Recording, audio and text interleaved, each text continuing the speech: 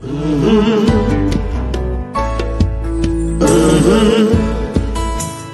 the game gets rough and this life just seems so tough, make we talk, my people, make we talk. When this town becomes an ugly place, don't let it erase the smile from your face. Make we talk, people, make we talk. Conversation is the key, a guiding light for you and me. Spark a talk and you will see. Conflict solver A to Z. World leaders master the art of self-defense just by talk.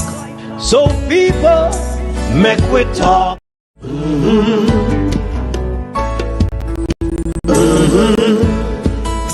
When the game gets rough and this life just seems so tough, make we talk, my people, make we talk. When this town becomes an ugly place, don't let it erase the smile from your face. Make we talk, people, make we talk. Conversation is the key, a guiding light for you and me. Spark a talk and you will see. Good night everyone. Good night, welcome to the Make Talk program. We're listening and watching from around the world and the Eastern Caribbean. Welcome to the Make Talk program right here on the Make Talk Jeffrey Tavares YouTube channel. It is going to be a very good night tonight, where we're going to have Conrad from New Start 93 FM. We're also going to have Colin Bell from Portland Spice TV will be coming on. But before they come on, I decided to come on because something was brought to my attention about the hotel workers. This audio here, apparently is one of the managers who used to work in the hotel industry, or still do, and he's literally hitting hard against the government of Jamaica and what is going on within the hotel industry. And for all of us this evening, we almost take this thing seriously, because although you hear them speak yesterday about what they plan to do and what they don't plan to do and everything like that, it's best to ask the question, are they really interested in helping the Jamaican people? Are they truly interested in helping we, the Jamaican people? Good night, everyone who's coming on. Good night, good night, good night. Like up this live feed, share this live feed. It's the current affair program. This evening, we'll be having Conrad and Colin Bell. I think Mr. Rattigan will be gracing us with his presence. I don't know, but we think he's going to grace us with his presence soon. But what is going on in the hotel sector? You don't hear Senator Kevin Gale yesterday from the Boston Manti Trade Union speaks about the hotel sector. You barely hear the Prime Minister say something about it. You barely hear the Minister of Foreign Affairs or the Minister of Labour, although they didn't talk. And as a matter of fact, you hardly see members of the Labour Party there. I never see Rhoda Crawford. I never see Colonel Charles Jr. We haven't seen a lot of people there. But before we go any further in all what we're going to speak about tonight, let me show you something here. Let you listen to something. It was brought to my attention. And when I listened to it, I said to myself, my God, Before I say it, I want you all to listen to this. I want you all to listen to this. Let me take this off here. I want you all to listen to this. I hope you all can hear it. Non-stop from friends and former colleagues. This is one of the hotel managers who is speaking about the condition of hotel workers. And he went on to say that he disagreed with the Prime Minister because the Prime Minister came out and said that all of this is politically motivated. This gentleman is saying nothing like that. Nothing is politically motivated. But I want you all to listen to this. Colleagues asking me to speak up and share their concerns. But these are things that I have tried to champion for many, many years. And I think I respectfully disagree with the Prime Minister. This is not something that any party has actually addressed properly. It's got nothing to do with opposition or politics. It has to do with an endemic problem that we have in Jamaica. And I say we because I became a Jamaican over 15 years ago after living in Jamaica for 20 years. And I over 20 years. And I made it a very, very concerted effort to understand that I need to show gratitude as an expat to the country that oh Lord. You all can't hear it. Hold on for me. Hold on for me.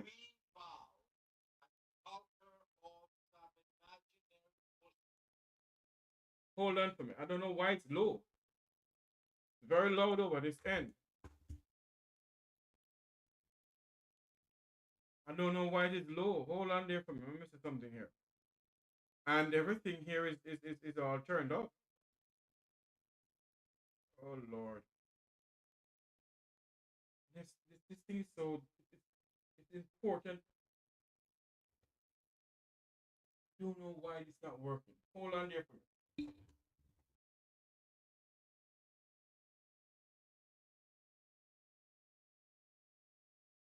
Are you hearing me same way? Let me know if you all hearing me. Let me try it again. Let me try it from this angle again. Hold on.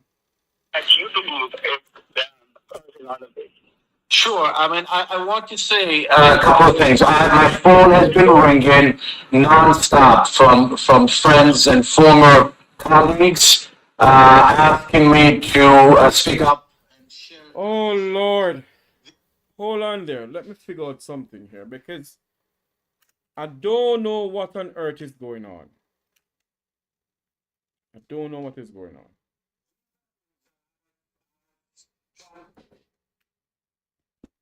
Let me figure out something here. Hold on for me. I'm going to try and make it work because it's something that I would love all of you to listen to. Hold on. Let me try something here again. Champion for many, many years. And I think I respectfully disagree with the Prime Minister. This is not something that any party has actually addressed properly. It's got nothing to do with opposition or politics. It has to do with an endemic problem that we have in Jamaica. And I say we because I became a Jamaican over 15 years ago after living in Jamaica for 20 years.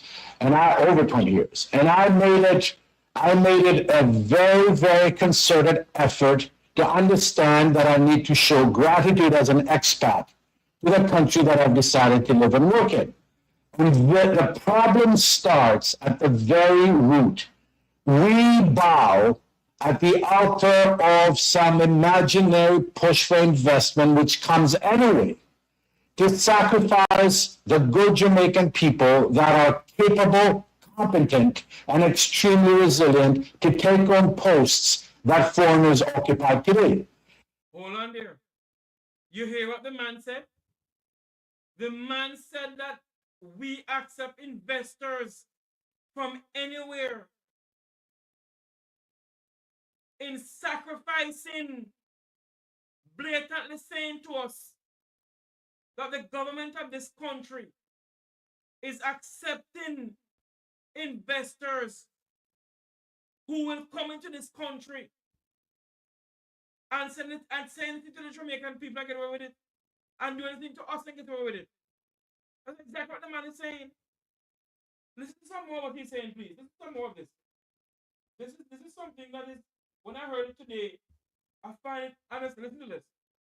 And that rests with the maladies, the very, very flawed work permit process. We are the only country that has such a brilliant hospitality industry where the candidates are not vetted. I will give you an example. Just a couple of months ago, I was approached by a Spanish chain who wanted me to run a hotel that is being built today. And they said to me, the interview was in Spanish. Hold on there for me. Let me know. Are you all hearing me? Or the audio is still low?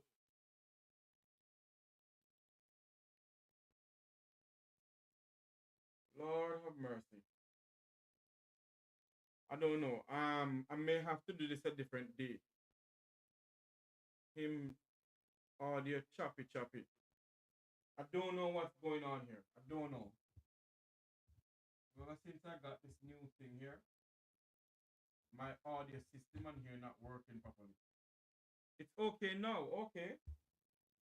You all okay? You all are hearing the what the gentleman is saying?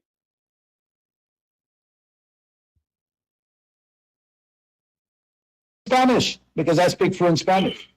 And they asked me what my level of English is, but I had no interest in working for them. But it was a point for me. And I said, well, my English is not very good. They said, don't worry about it. Now, how can you have a vetting process of a work permit for somebody who doesn't speak the English language well, but more importantly, doesn't understand Jamaican culture? You as an individual that want to manage a large number of people must be able to go through a committee.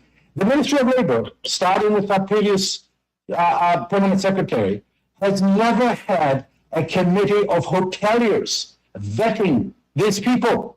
And there's no one on this earth I can sit in front of any official, any administrator, that can tell me that over the last 30 years, forget 50 or 60, the last 30 years, Jamaica has not produced brilliant hotel managers and managing directors. Not as side children, but as people that can lead the organizations. So that's number one, the work permit process, which, by the way, by law, which is never enforced. So you have all these nice agencies, the tourist boards, et cetera, but they don't enforce a very, very basic tenet in the law, which is this.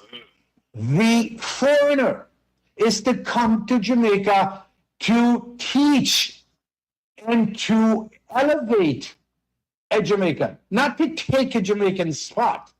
So you have to have a deputy always ready to take on once your tenure as an expat is done.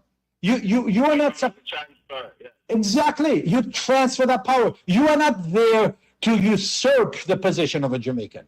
And as I said, the pretext argument is twofold. One, well, the people then come, they need to have the people of confidence in key positions. And my answer to that is this.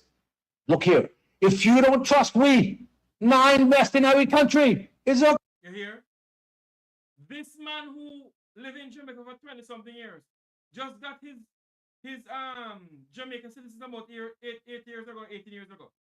And the man is saying that if they can't respect the laws of Jamaica and the Jamaican people, do not invest in this piece of rock. And when I come on here and I said to you all, and I want to apologize to neither he, she, nor the old lady. We're gonna have Conrad Brian and rhetoric and Colin Bell coming on soon. When we have people coming to this country who believe that they can continue treating us this way, because what?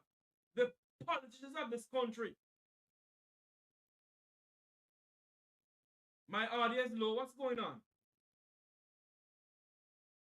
Let me know if you all are hearing me clearly, please. You all are hearing me clearly?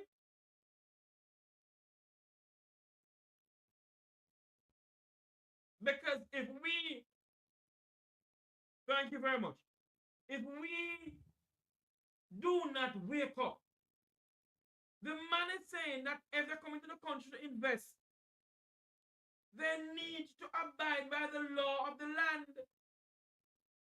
And it all depends on what these bucky masters,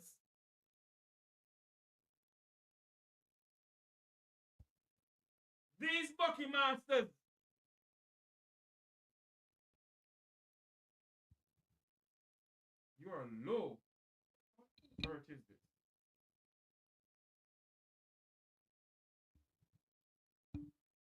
Oh, I don't know what's going on with the system here.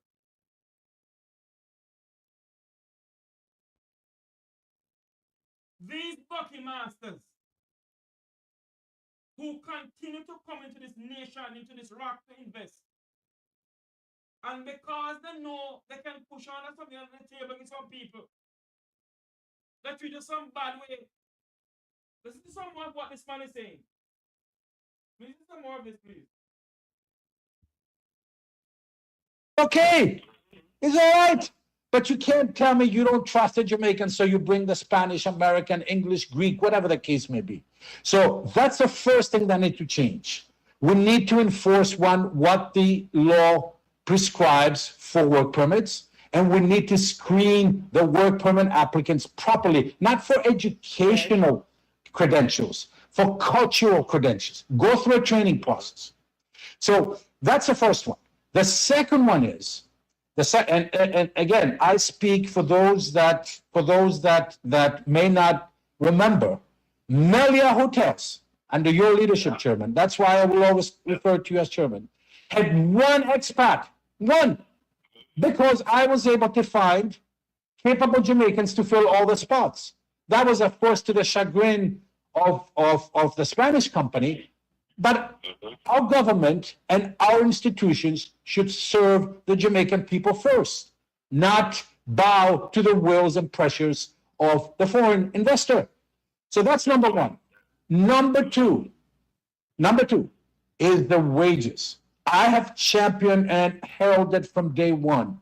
You cannot pay wages of depression to the hospitality workers. You expect them to deliver 5-star service. You expect them to work hard and long hours, and yet we pay them miserable. We pay them miserable while the hotels receive hard currency, mind you. They receive hard currency. We pay them miserable because of greed. What the government needs, and there's exceptions for hospitality workers on many levels in the labor code. What the government needs to do, we need to ensure that these wages are commensurate to the revenue that the hotel is receiving. You can't compare the man that worked to pick ackee on the field with the man that serves inside a 5-star hotel, that sees and experiences luxury and then go home like a side child to an outhouse or to a less than excellent home environment. And this is not just so that's naturally so. You know, the amount of times that I had to fight to raise the level of the quality of food in the team restaurant, not staff cafeteria, team restaurant, because the perception is no, that just give them, it's all right, man, don't worry about them, just give them whatever. No, it don't work so. It don't work so. They are the biggest guest, the most important guest in any hotel is the internal guest, is your people. Because if they do not feel respected and appreciated, then they will not deliver. All these protests now that are spreading like wildfire, long overdue. Long overdue. You hear? You all hear? The man is saying that these protests is long overdue. Before saying, I want you all to listen to this. Hold on there for me. Sorry. What am I doing here? I want you all to listen to this. Let's take this off here. I want you all to listen to this. Hold on there for me. Sorry. What am I doing here? Yes. I want you all to. The man is saying that these protests spreading like wildfire. It is all overdue. When I came here and I said it to you, it is not now. Hotel workers are going through the pangs of hell. It is not now. This has been going on for a long, long time. Not just this administration, not that administration before. It had been going on for years. And nothing has been done. So when you hear this man come on air here now, I don't know who he is. He was sent to me. When he comes on air and speaking about this, it's something he knows about. And he went on to say that the people who allow these investors to come in other words, he said that they are to be blamed because they are the one who allow them to treat the Jamaican people as if they are second class citizens in their own country. Thank you. As if they are second class citizens in their own country. And we must let them know that we are no second class citizens in this country.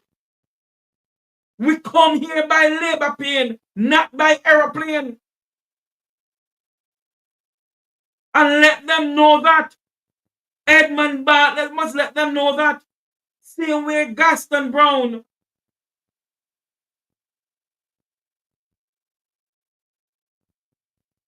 Same way Gaston Brown can look on one of Jamaica's hotel developers and say to him, if you cannot pay your fair share of taxes in this country, pack your bags and go. But obviously, the Prime Minister and the Minister of Tourism, they look like they can't tell these Bucky masters. They can't abide by the labor law of this country. Then we have no other alternative to tell you more to sell your asset and leave this country. I grew up, Christopher, good evening to you. I grew up in the hotel industry in Negril. I grew up in it. When I can't my business, but I grew up in it. And this has been going on a long, long, long time. And we must call a spade a spade. You hardly hear Coven Gale of the Bustamante Trade Union speak about the hotel workers yesterday. He came on and he just gave a little flamboyant speech. And they expect we, the Jamaican people, must just sit down in this country and allow these people, because they have money, to come into Jamaica and treat we, the Jamaican people, as if we don't nobody. I feel them country and I feel we.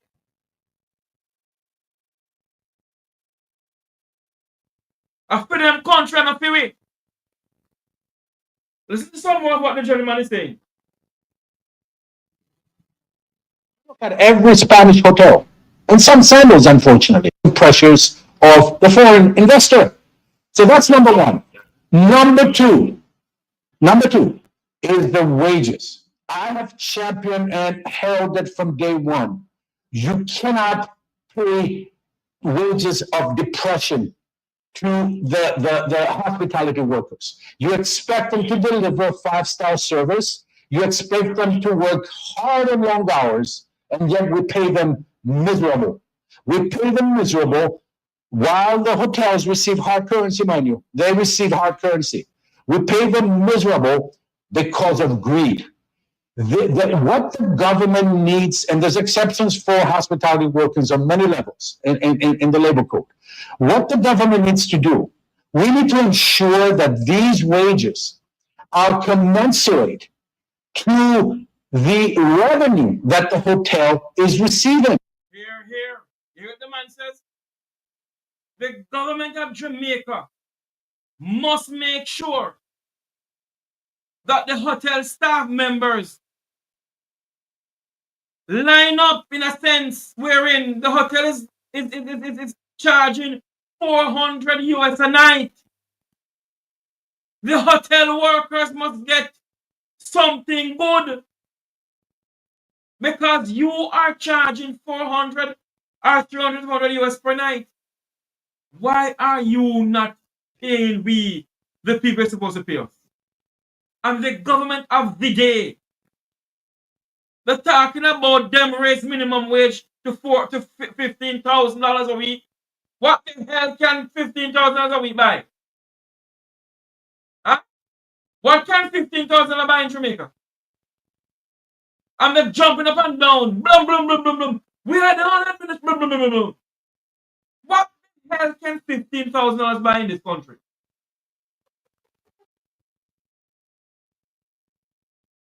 Huh?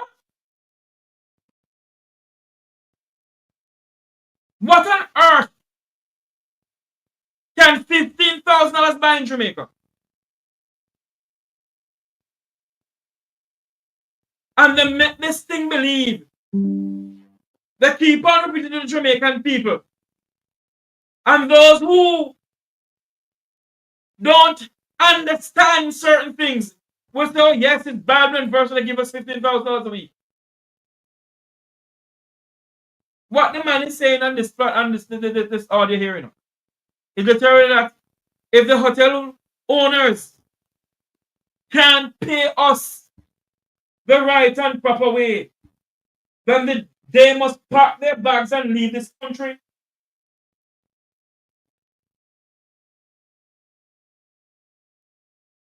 You know? They must pack their bags and leave this country. I want you to listen to some more what the man is saying.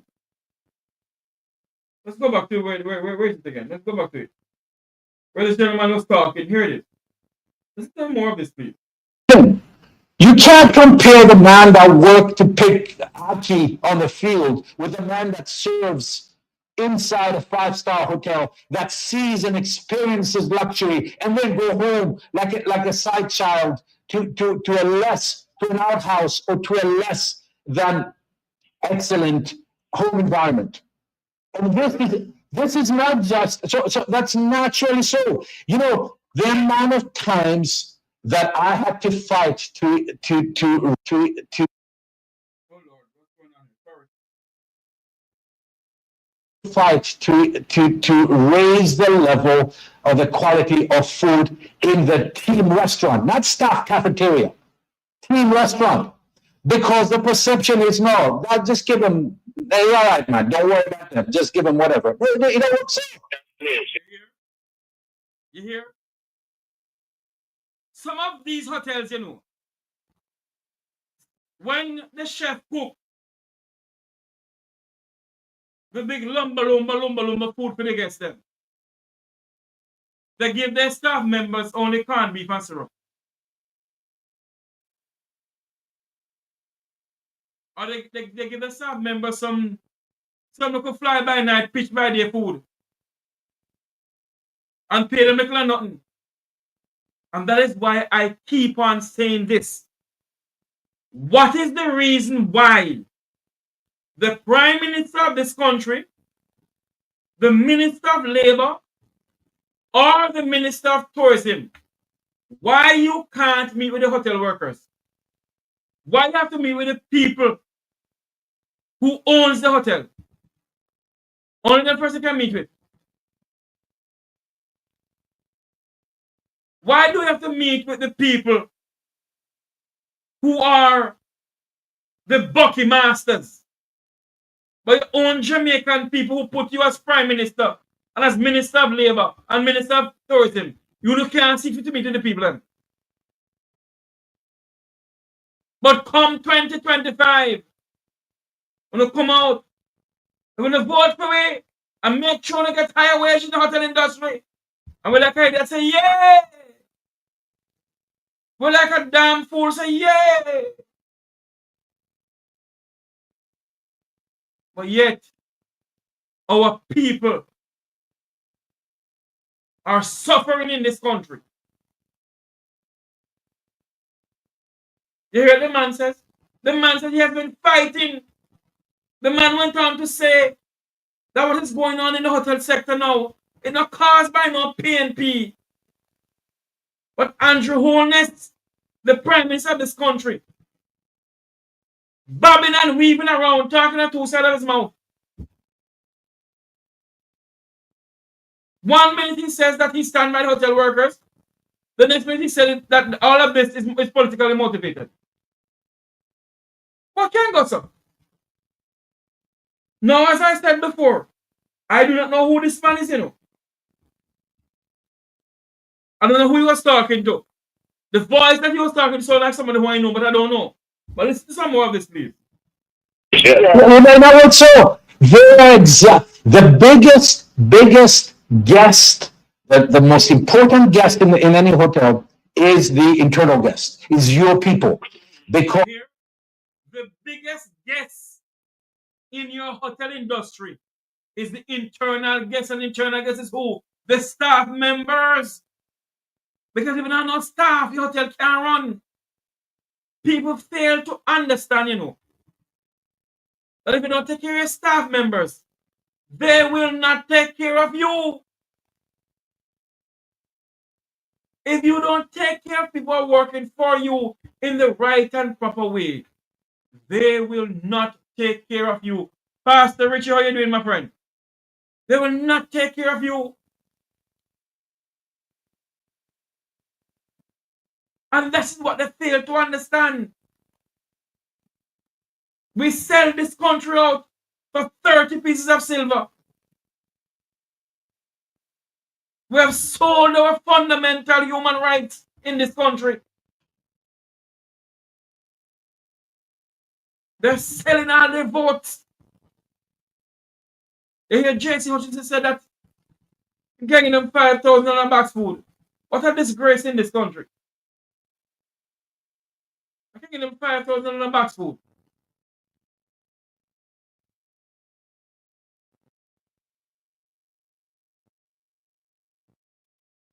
Is this the country that they're boasting about a 2030 vision? When you allow people to come into this country to enslave your own people?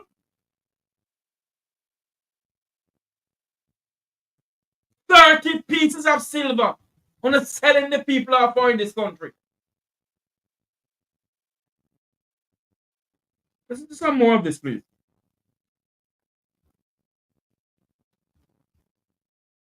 Because if they do not feel respected and appreciated, then they will not deliver. All these protests now that are spreading like wildfire, long overdue, because we have consistently, you look at every Spanish hotel, and some sandals, unfortunately, every single executive committee member is a foreigner. You hear that? You hear the man said, don't give her a Sandals Resort. That is Jamaican owned, have foreign executives. So you're saying to me, the little black girl and little black boy who come out of UE can become a GM in Jamaica in one of the hotels then? Can become a food and beverage manager, a general manager, and a personal manager? That's what you're saying to me, that nobody's qualified. No one is qualified enough to hold a position in a Sandals or in a Grand Leader Bracco or in one of those hotels. No one can hold that position. Is that what we're saying in this country? It's a shame. It's a burning shame. And that is why I keep on telling you, some of the people who live in over St. Andrew and Beverly Hills, they don't count us as Jamaicans, because their skin brown, they have clear color skin. Jamaica has some classism in it. You have some Jamaicans who are racist against their own Jamaicans. Some more of this, please. So you walk around or secrets. This is not me saying it. This is the news reporting it. You don't walk around the property. You don't talk to the people. You don't engage to get their feedback. You're oblivious. You are a puppet manager that has no contact with the people that make it happen. So the wages is a second problem, that we continue to pay wages out of greed. We continue to pay wages that are substandard. Let me tell you, the Spanish in general, or the foreigners, do not realize the struggle it is to get to work every day for a Jamaican. That have to take bus and have to take taxi and have to travel from their yard 2-3 hours in the morning to go to work. They don't realize that. Exactly. So we need to have a very deep look at the first two factors, and then there's a third factor. The first two factors, to understand that we have betrayed the people of Jamaica in the hospitality sector. You hear the man said? You heard what the man said? I have been preaching this on this platform for many years. I've been preaching this platform for many weeks too. The government of Jamaica has betrayed the hotel workers, and I'll go further. They have betrayed the Jamaican people. Successive government have betrayed the trust of the Jamaican people for many years. You have Spanish people coming into this country, and they don't see it fit to treat the Jamaican people the way how they treat the US counterpart.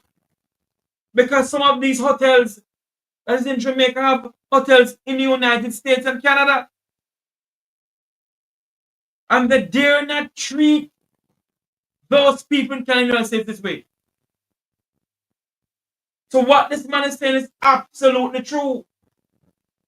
We have betrayed the Jamaican people left, right, and center.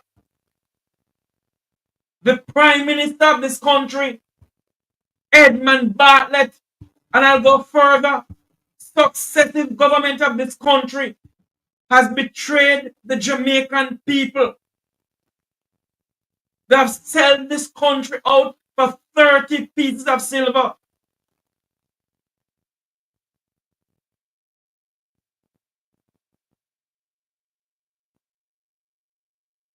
How long shall this continue? And that is why, the other day, you saw this.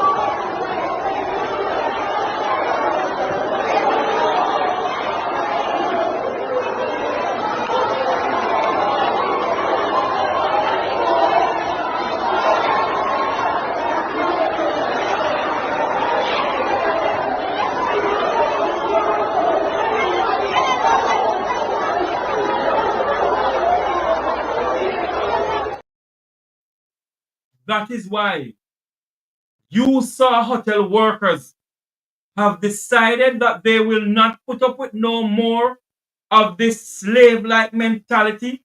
They will not put up with no more of this bucky master management by these Spanish hotels and some of these Jamaicans that own all-inclusive hotels in this country too. They will not put up with it. And so that's why they are taken to the streets of this country. And you will think that our loving minister of tourism, Jamaica's world-class minister of tourism, who get awarding from, look like he get awarding from King Jesus. Lord, if I sin, forgive me. Because he's getting an award so much for everything he do. He gets an award. But yet our people are suffering. Our people are going through the pans of hell. They don't get the proper meal they're supposed to get at the hotels to eat because we are beneath them. We can't sit at their table. We're nothing. And that is why this gentleman here, when you listen to him speak, he's speaking the truth. Listen to some more of this. That drive the economy, and have propelled Jamaica to the world power that it is today. The third factor is the ability to have checks periodically in these hotels from independent bodies, not when the alarm sounds, but periodically to check the well-being of the workers. That is what the Ministry of Labor is supposed to do. They're supposed to go back and check. I was successful, and Valentine is a tremendous individual. He is a person that fights for the people. But I was able to create the social environment with my team of Jamaicans in both Grand Palladium and Malia, where the union was either voted out or was rejected. You know why? Because we provided an environment that did not require salvaging from an outside entity.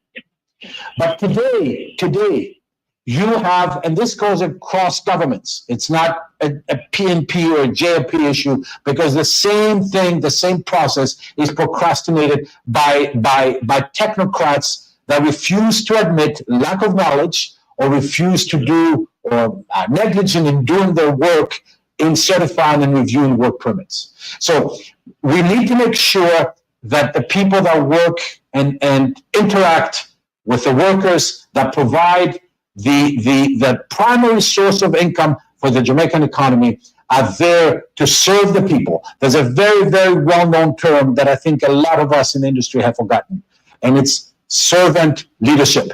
We are not there to walk around and boast and be big man. And no. You are there to serve the people that make it happen. So these are my three major causes that require, I think, a reset of how we do things in Jamaica. Okay. All right. Thank you. Thank you very much for your insight. My pleasure. Always good to hear you. All right, always. Will do. Thank you so much. Have a great day. Bye-bye. The former general manager of the Mila Blackout Resort. Oh, he's a former general manager of Brocco Resort. I'm gonna work my channel to see if I can get it. I'm gonna see if I can get Sir Granville Valentine to come onto the program now and tell us what they have. What do they have in place now as union delegates? Let's see if I can get a hold of him. Hold on there for me. He's a very busy man, you know.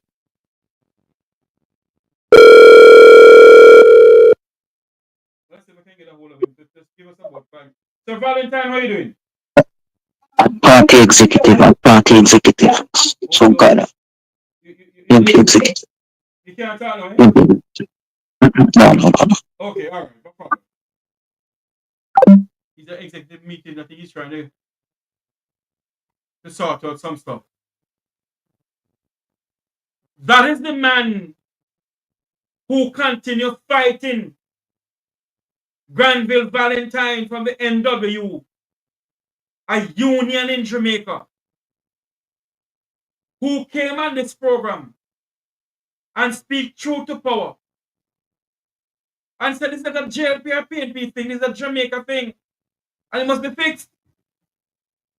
You hear this man come and say the same thing again. It needs to be fixed. And they must fix it right now. They must fix the thing right now. It needs to be fixed.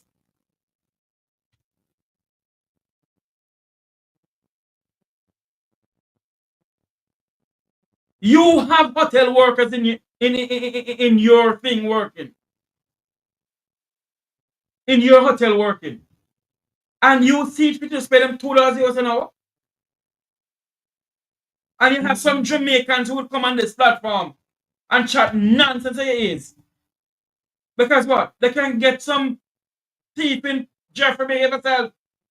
They can get some political money on the table. So they don't think about the other Jamaicans. Is this the way we're going to live in this country? Is this the way we are to live as a people in this country? Why can't we come together and form a band of togetherness? I saw a video circulating the other day. Couple days, was it yesterday, I think, or this morning, with Jamaicans fighting, PNP fighting, not PNP, JLP fighting JLP.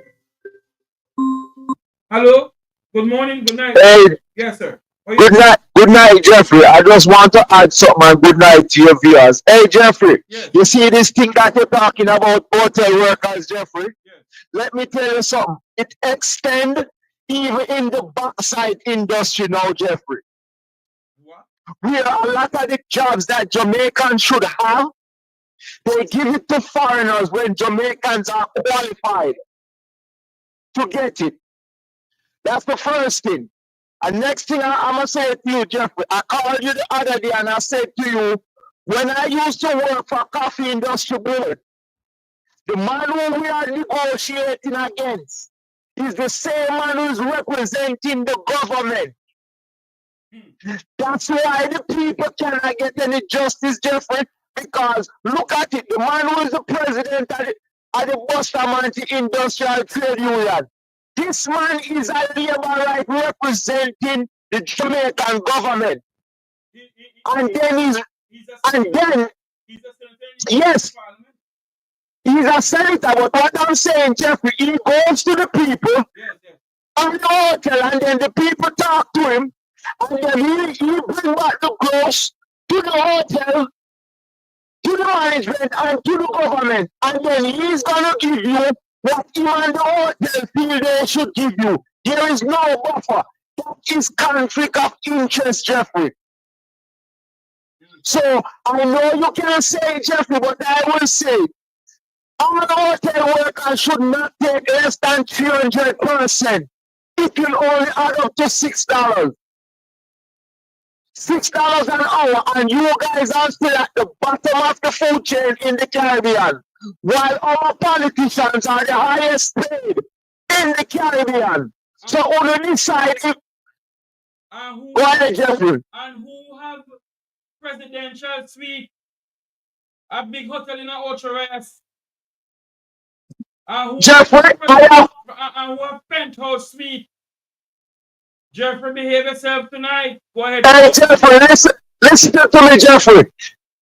I have worked at Coffee Industry Board, and the same union, they bill hotel out of our pension money. And when we find out, they cancel the pension. You hear me, Jeffrey? And up to now, the agreement was that the people whose money bill, the Jamaican people money, they should sleep in the hotel at least one time. Them and their family all know. There's a lot of friends there. Hold on, my friend. What hotel is it? I can't remember the name of the hotel, but the guy who called it the last time told me the name of the hotel. Yes. You hear me, Jeffrey? So hold on. Yeah. They use your money. The Coffee Industry Board. Money. The Coffee Industry Board, pension, and every money we have to build a hotel, and then them sign a secret agreement, Jeffrey. So we're supposed to get the use of it, like a day or so.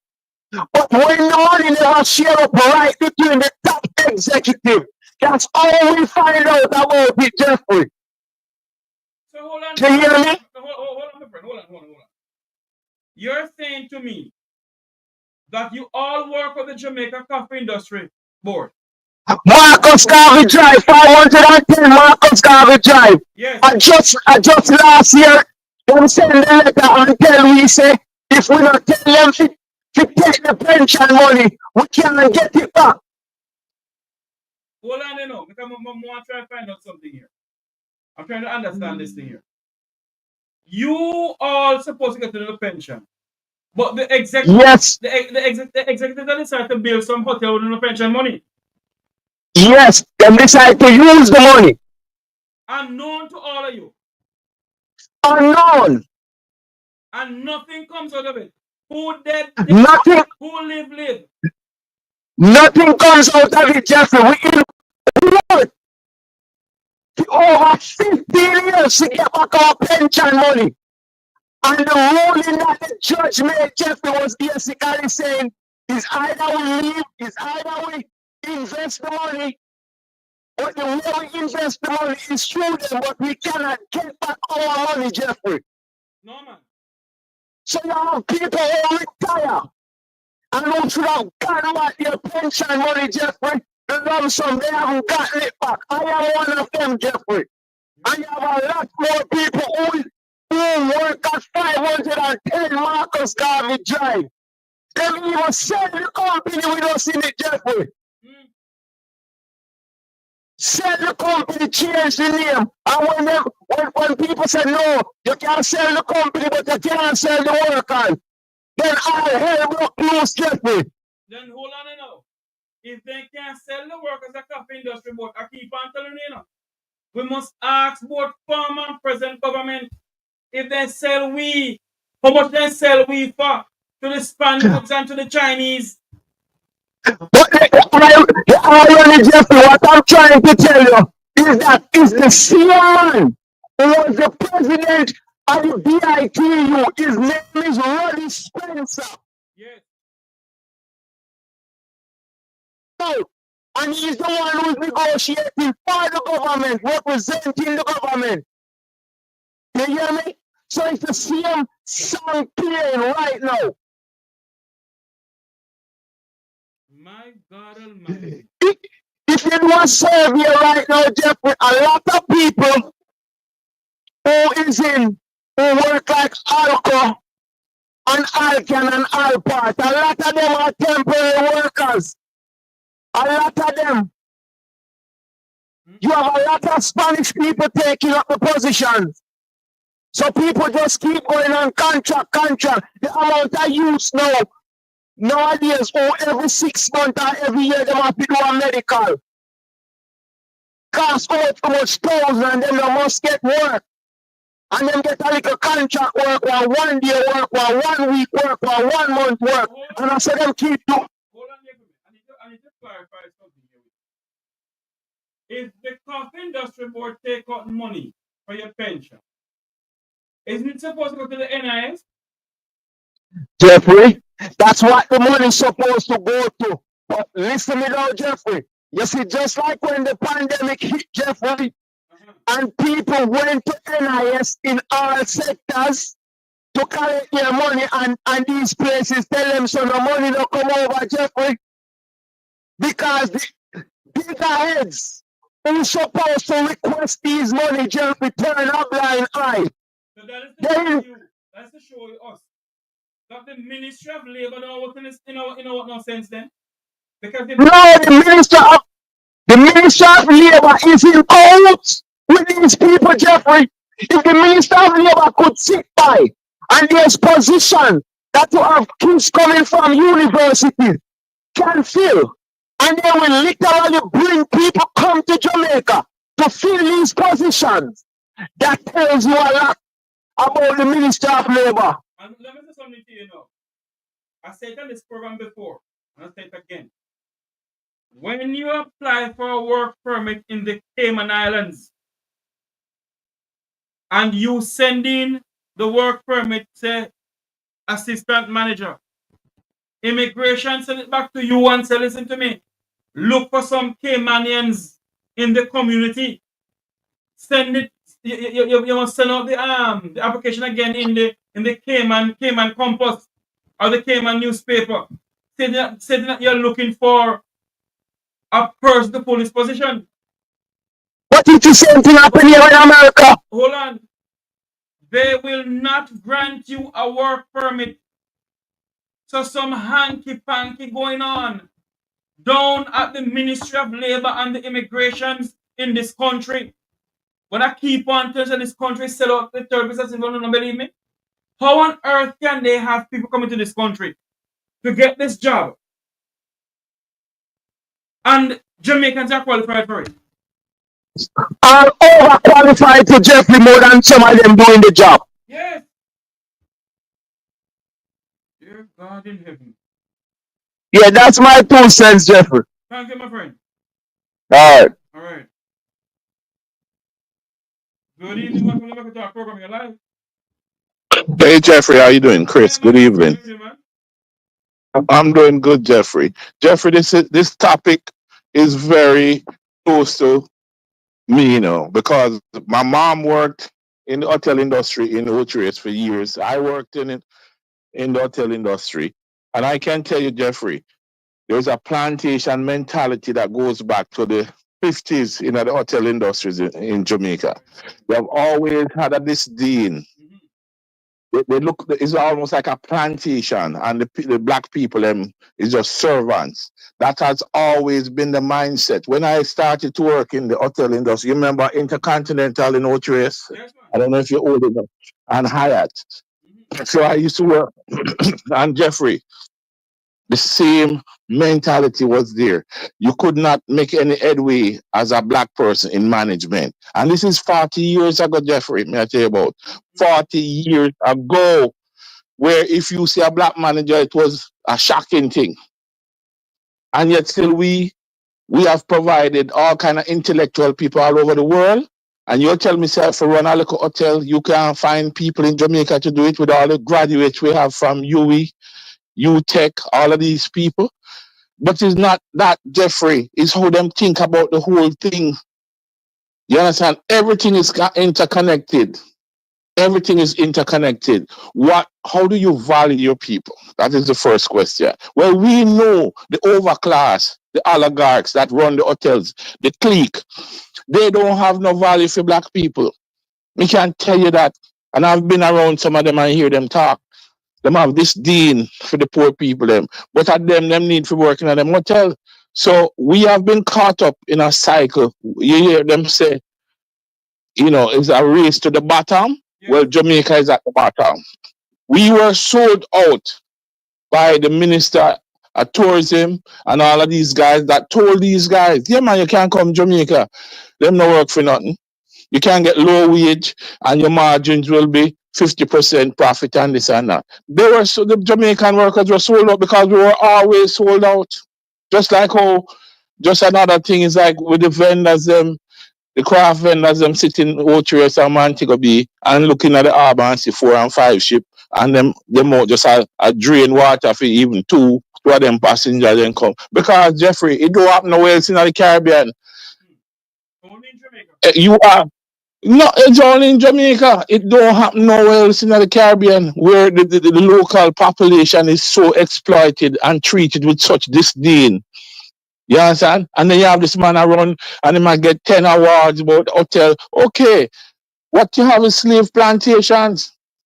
Who's making the money? We know that 90% of that money don't even come to Jamaica. The little that come off to pay salary, and even now them no want to pay the people them nothing. $2 and $3 an hour. In 2024. You know something, Christopher? You see, we the people of this country don't come together and let these people know, these bucky masters that we have ruling this country, and these bucky masters who they have come into this country invest. You see, we the people of this country not stand up, continue. When I look, Of course. When I look on Sunday, although rain was falling in Port Antonio or Portland, the handful of people you see out there protesting against what is going on with the Blue Lagoon, the Jamaican government. It's a shame. I saw it and I was saying the whole of Portland should have been down there. Rain or no rain. The Jamaican government, it started under the PNP. and the JLP take it up and sell it out. The Listen, man. parties, and I don't care who no want come up on this program. Is who run the system? Who run the system? Who get the money for buy the votes? Is the oligarchs in Kingston. They know themselves. The one them uptown, I think them are decent people who are undermine the Jamaican democracy. I give money to buy a vote. The PSOG and all of them. Okay? I don't have no respect for them. I mean, I want to sit on them table and break bread with them because me no respect them. Yes, and I've seen, Jeffrey, I was in St. Martin in 1984 working, running a restaurant. And I drove past a local gully and I looked down that pier shot down there and I asked a guy who lived on inside Jamaicans who come over, come work in the hotels. This is in 1984. That means that them people that couldn't go to St. Martin, go work and send back money go Jamaica, Antigua, Bahamas. Them are people. When them take the 200% raise, the people them try and rise up and go down at the parliament and kick out the whole of them out of there. But the Jamaicans, you know, we only have strength for one another, for kill one another like dogs in the road. But we don't have no strength for politicians. When I see Professor Rosalie Hamilton, Jerry Small, former director of tourism, Robert something another, I remember his last name, and others was out there protesting against the 300 increase. You don't see any other Jamaicans out there by the past. No, it's their fault. It's their fault. It's their fault. All them do is full of mouth and a bag of knives. And when push come to shove, people trample on them rights and they do nothing. Look on the guy with the beach stick. Whenever him call, it should hundreds, 1,000 of people. Yet still is a handful of people every time the man call for a protest. Them want other people are come call me up here. Me must do. I say I can't do the heavy lifting in Jamaica. I will support it financially. But I'm not going to come to Jamaica and do the work that you guys need to do. Get off your ass and go out in the road and put heat on the politician. That's what accountability is. Hold them accountable. You vote them in, hold them accountable. I don't care who is in government. If you're not doing the right thing, you should get the hell out. But this is an embarrassment as a Jamaican to know that my fellow Jamaican I work for $2 US an hour. How me if you feel good? And all of them people are got them hotel. All of them people are there here who got them hotel, all them Jamaicans should check first and see what them hotel workers are making and don't support them hotels who are exploit them brothers and sisters. Well, because everybody can do something. One thing you know, Christopher, and I told my wife this, not one red cent of my hard-earned money. Well, that's how I feel about it. We're going to know all-inclusive. Not we one never red cent of my money will be spending any all-inclusive in Jamaica until I see they treat my fellow Jamaicans the right and proper way. And we must let them know that we come here by labor pain, not by aeroplane. We created a movement that tackled apartheid around the world. And yet still 2024, Jamaicans are treated as servants and slaves within their own country. I mean, this can't continue. This is a national disgrace. Every one of them politicians should hold them, hang them head in shame. Them not shame.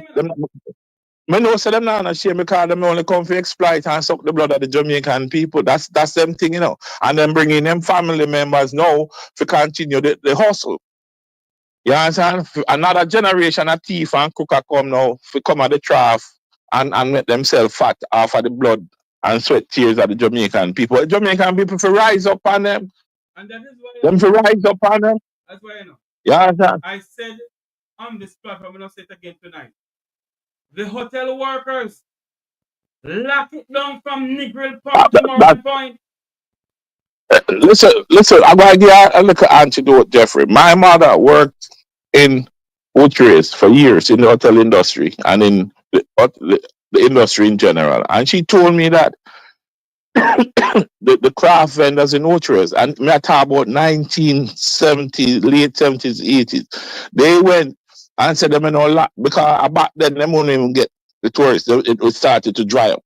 And my mother said she wanted to form an association that them could go out and demonstrate on the road and them tell them, say, you're going to mash up the tourist industry. Mash you up then. If everybody can party in a honest way and an equal way, then mash you up. That's how me look on it, and then start over. Then Look, we start because the status quo cannot continue. How it will continue? if this prime minister is gonna spend $1 billion of taxpayers' money on brand Jamaica, while his own people is being enslaved by the same investors he has brought into this country, and he says nothing about it. And you must ask the question why the prime minister cannot be stern about it like our Gaston Brown of Antigua and Barbuda. Look on Adam Stewart and say, if you can't pay your fair share of taxes in this country, pack your bags and go. Hey, Jeffrey, let me remind you of this, Sandals put Stuart took over here Jamaica and use it to run cheap fare for years for them to pack him hotel them. And then on top of that, he wouldn't turn over the taxes where him collect off of the same airline to the government. So this is a long-standing issue with them. I saw them run the thing. And that is why, Christopher, the Jamaican people must demand of the Minister of Finance, the Minister of Tourism, and the Prime Minister of this country. How many hotels in Jamaica, how many all-inclusive hotels in this country is paying their taxes? How many of them is paying taxes? Because my family, hold on a minute, Chris, my family, who may own a bread and breakfast thing in the grill, have to be paying taxes on the 7 Mile Beach and others. And if it's the amount of taxes they have to be paying, while these people can come into this country and get away with it, what song you think so? Boss, as I can tell you, Jeffrey, I know from first-hand experience. I grew up in Ochiris. I can, and anybody who I listen can tell you from Intercan and all them hotels. I don't know them things that are going on. But you have good hotels in Jamaica, Half Moon, Round Hill. What pay them staff? Round Hill staff that they all 40 years and no leave. Them pay them staff and half. Hold on, Chris. Round Hill have a problem because Round Hill is supposed to pay some staff some back money. And the management of Round Hill is saying the money is too much, they can't pay them that amount of money. So then they on strike too. Yeah, boy. I tell you, Jeffrey, I want about my country. I really want about my country. We're wondering about the country. We have done enough. Along with Wilfred Radigan, we get up and we demonstrate what has been done in our country. What is our people doing? More than when election time come around, then just about some battery rider, printer. I sell out them votes. Sell out them kids. Yeah, exactly. Yeah. $5,000 in a box food. Well, Jeffrey, listen, I've been saying this for a long time. Jamaicans, we're not serious people. We're almost like a cartoonish kind of people. Because even when you listen to the part of the thing and the man them attack, appear well and them blow. Them not even listen to other people them say. So it's like a carnival. This is a serious thing. A politician talking, you must hang on every word because you must then hold him to account when him don't follow through on what he's saying. You understand? I have a copy of the American Constitution here with us. It stated a message, the Declaration of Independence and the Constitution of the United States are two most important documents for our country, our nation. This is a copy of the American Constitution in my hand here. Have anyone seen a copy of the Jamaican Constitution anywhere in the bookstore in this country, in Jamaica? Jeffrey, I'm glad you bring that up because I was telling my mother just a couple days ago. I went to school in Jamaica, up to high school, and I never even knew what the Constitution was. And I consider myself, even then, well read, kind of follow through on things. And it never dawned on me that we even have a Constitution. So I think all of these things, Jeffrey, is not a mistake. No. It's not a mistake. It's the people, the elite them around Jamaica for decades, cultivate this kind of thing. in the culture. So now you have a passive, them beat down the people them till them don't even have the energy to fight back. Although you have people that buy a slice of bread and a squeeze a toothpaste in 2024 in Jamaica. Why is it that Antigua, with a quarter of the size of the tourism product, can pay their workers? And I have been to Antigua, and people can live a decent life. And when you look at the ramshackle living in downtown Kingston and all over Jamaica, and you can, with the size of our tourism product, why we can't pay with people? Because the people that we have leading the Jamaica sell them out. It's a race to the bottom when it comes to Jamaica. Come in, whether you're Indian, whatever you are, Chinese, come in and suck your blood and take your pound of flesh and leaves and send back your money to your country, and Jamaica and stay poorer. It's a plan. It's not a mistake. We only have some black face. The faces are black, but the mindset is just like, I'm telling you. But me I go and listen to Jeffrey. All right, my friend. Thanks much. All right, man. Cool. Well, there's some serious time in this country. Very serious times in this country. Very, very serious times in this country. If we don't wake up in Jamaica, if we don't call a spade in this country, and stop the stupidness what we are paying for, we are jail fee. This country is going to slip apart and a slippery slope,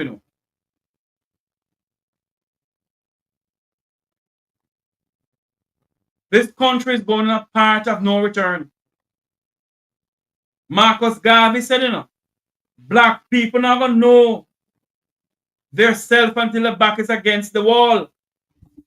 And they are pushing the Jamaican people back against the wall for far too long. For far too long, they have been pushing the back of the Jamaican people against the wall. For far too long.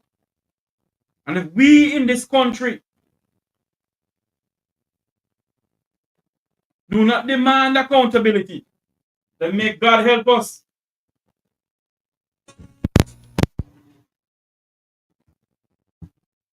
Hey, Miss P, how are you doing? Hello, Miss P? Hold on, I'm not here. I'm not here. Hold on. I'm not hearing your call. Hello? Hold on there. Hello? What's going on here? I'm not hearing nothing.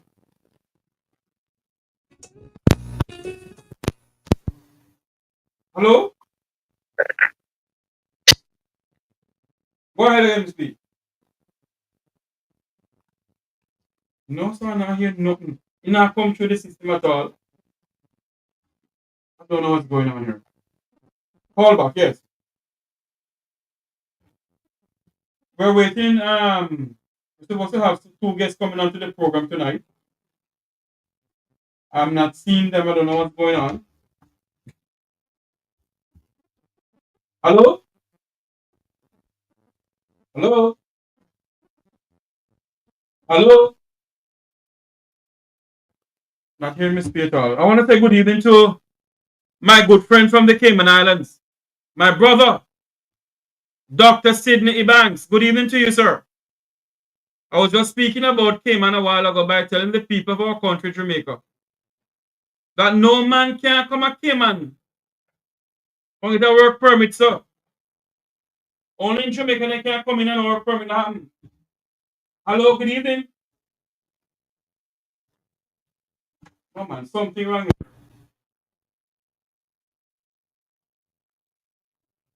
Hello, good evening.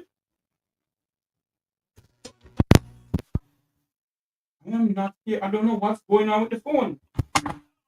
It's not you, Miss P. I think it's the phone system that I have here. Hello? Hello, may I hear you? Yes, I hear you now. Go ahead. Yeah, evening. What your topic? My topic this evening is supposed to be what happened yesterday in the parliament. But I got an audio that happened a while ago. So In the parliament in the arena. Yes. They can talk about that too, or they can talk about the hotel workers. All right. The hotel workers and the security officers are the same thing. Yes. Did you remember that the Supreme Court give order for the security company pay security officers some back money and that are not pay out of it? So now the owner for the security company haven't paid you guys. No, sir.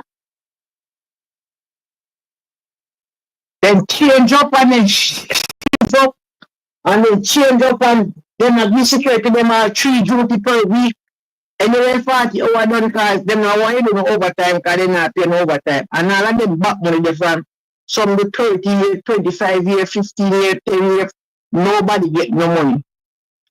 Those are the things that happening in Jamaica and the government know about it. Right? They know about it. And then say the Supreme Court and the High Court in the land, if I stand to make a corrective if I hit. It is the Supreme Right? Court, the High Court of the land. The Parliament is not the High Court of the land. No, not the Parliament, the Supreme The Court. Supreme Court is. Right. Right. So thank you. And it's them passed the law. And until now, you're the Minister of Labour, nobody at all stand with the security officers them. Right? So this is the type of people we have to deal with.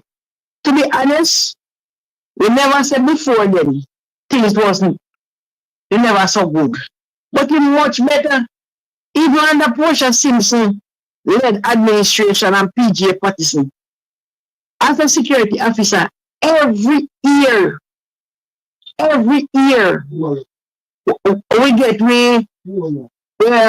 we call minimum wage increase. And we not get $5 per the hour. Enough money that Yeah. you get $10 per hour, enough money that every year you can put on your pot and wait for it to come in. This man take 4 years. 4 years or more. When you call the election 2020 or whatever, into something. Remember, go look. Me and the system, I can tell you, 4 years, no minimum wage, the rate. Some you know why Jamaican people still believe in this big nose man. He said it conference yesterday, it was despicable.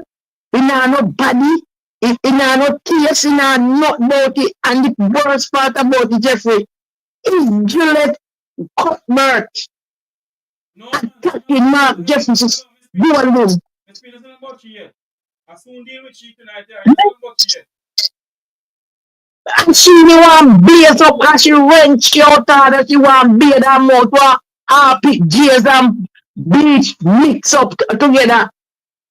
Now, I understand a little about politics, is a rival, just like we had asked for another debate, fine. And you throw your little word and whatever. But you can't get so personal.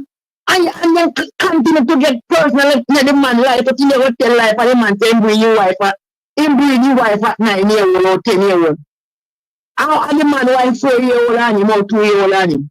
So if you bring your wife when time him at 9, how old he was. So if the wife at 9, 5. It's all them disrespectful and the prime minister no come out and talk about it. Mark God is born in Jamaica. Much Samuel no born here. Him a Jamaican by descent if he come from here. Alright, Miss P. Hold on a minute, Miss P. Can you call me back because I have my guest on Yeah, man. He not the big man. You know what you hide them, you see him. It's a Conrad, you look for you. Big up yourself. Alright, thank you. Respect. Yeah. I have with me none other than the man himself, Conrad O'Brien from New Start 93 FM. Conrad, welcome to the program, man. Hi, Jeffrey. How are you doing? Good. You're looking tired like myself, yeah? I don't hear you. I say you're looking tired like me. I tell you, I've been going. But you know, Conrad, because yeah. we're not seeing your face. We're not seeing you cut off your face. We're not seeing your face. Yeah, there you go. Yes. There it is now. Wow, something went all right here. Yes. Hold on, just trying to get my gadget. Just bear with me a second, please, Jeffrey and your viewers. We are here going to speak to Conrad Brand from New Start 93 FM. Your head is cut off again, Conrad. Cut off again? Yeah, there you go. Better that way. Wow, gosh. This thing here sort of eluding me somewhat. Come in, Jeffrey. Yeah. All right. All right, much better there. Let us stay right there. Right there. Right. Good. We have with us Conrad Brand from New Start 93 FM. Conrad, we're going to start the program with Lady Juliet Cuthbert Flynn. We also, oh Lord, I think we have our good friend here, Sir Colin Bell. Sir Bell? Hold on there. Not ready yet. I only seen a fan on a computer. I want to have the computer have the 28 bank account.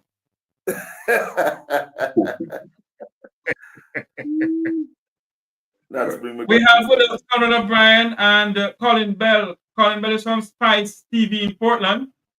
And Conrad O'Brien from New South 93 FM of the University of the West Indies Mona campus. I think our good friend Colin is inside his studio there. We're gonna talk about the conference happened yesterday. And I want to start out with one of the videos here I want to start out with. And the main one is with Juliet Cuthbert Flynn. I want to start with she. Because yesterday she said something that I find very distasteful. That we're going back in the old modern days in this country. And it's full time for us to stop this stupidness. I want you all to listen to this video here. Our leader is strong. Our leader is active. Our leader is about serving your interests. But there's another man called Marky British. And he is a man who believes in holding chains around the neck of black people. And in a missus him a take picture, a whole chain around my neck, the rest of my neck. We have to say no to Marky British because he's a man who love to show off, him love to boast, and say him done rich already. We don't need a man like that. We have to say no to the man that is leading the PNP who love to style black people and call them little boy and little lady.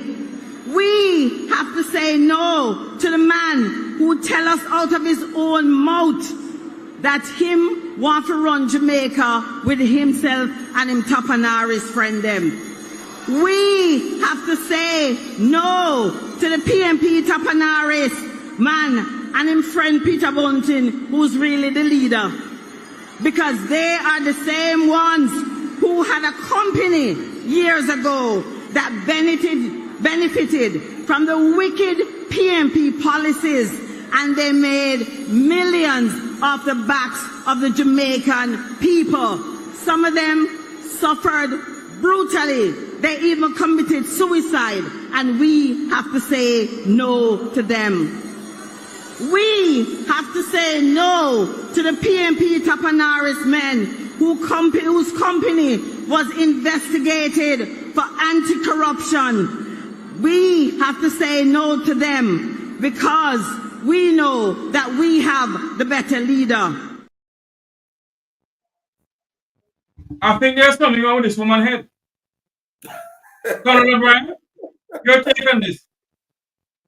Well, good evening again to your viewers and your listeners. As I always said, that one of the things with me is that I learned to conduct myself a particular way based on my training and everything on the platform that I occupy. But I must say that when I listen to the former Olympian, someone that so many of us here in Jamaica had a lot of respect and regard for. We cheered for her when she represented Jamaica on the track and the field. I am saying that, you know, she took us to a very, very dark place. And what did she use to take us to that dark place? Lies, innuendos, and statement that I think that Mark Jefferson Golden, and maybe by extension Peter Bunting, should be perusing this tape and look if there's any action that they could file against her. The whole scenario with Mark Golden and his British connection, as it were, by way of lineage. There are so many Jamaicans who would find themselves in that position. One must also remind Mrs. Cuthbert Flynn that Mark Golden was born here in Jamaica. There was a man who led the Labour Party, the Most Honorable Edward Philip George Seaga, and I'll give him his title and everything. But just to remind Mrs. Flynn that he wasn't born here in Jamaica. Mark Golden, on the other hand, was born in Jamaica. As it relates to the company that Mark Golden and his friends, his associate form, Peter Bunting and Mr. Deering, they should be credited for forming such a company from scratch as young men. And that's one of the reasons why Mark Golden can boast that, listen, he comes to the parliament, to the politics in Jamaica with clean hands, because he would have already made substantial living, so he's not coming to scrape. And that's a truism there. And we need more people who can speak with such affirmative and can bear their chest out there. Before I close and allow Colin to come in, I'd also like to direct Mrs. Flynn et al. To yesterday's paper, the Sunday Gleaner, that once again, Mark Jefferson Golden tax return has been certified by the Integrity Commission, and not just certified, but published. I rest my case. Jeffrey, good evening. Good evening to your listeners. Let Me Talk TV. My name is Colin Bell, and I'm a member of the People's National Party. Let me make that clear, so nobody have any doubt who I am. Now, Ms. Cuthbert Flynn Jeffrey used to be my co-worker. We worked together at KLS for quite some time. And as Conrad said, somebody who, in her glory days, we celebrate her. And I still celebrate her. However, the chairman of the Integrity Commission said it best, that when these people get to Parliament, there must be something in the water that they're drinking. When you talk about a man who made his money in the public, in fact, in the interview I had with him last, he admitted that all the business of Deering, Bunting, and Golden was in the public. Ms. Cuthbert, Mrs. Flynn, is defending a man who for the last 3 years, his statutory filing has not been certified. She's defending a man who is going to the court to ask the court to strike down a law that he brought in place, the law of illicit enrichment, and wants to make that unconstitutional. I say to Ms. Flynn that whatever you're drinking in the water, you need to get rid of it, because when you go on a public platform as a minister of government and speak, the children of this country should be able to speak after you, should be able to repeat the things you say.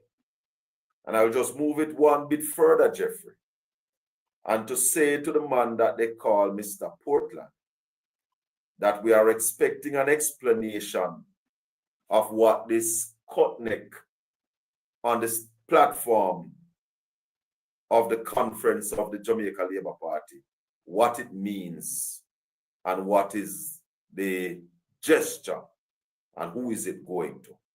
So when we listen to those people, we realize that we have a set of desperate politicians who have squandered the gains of this country over the last 8 years.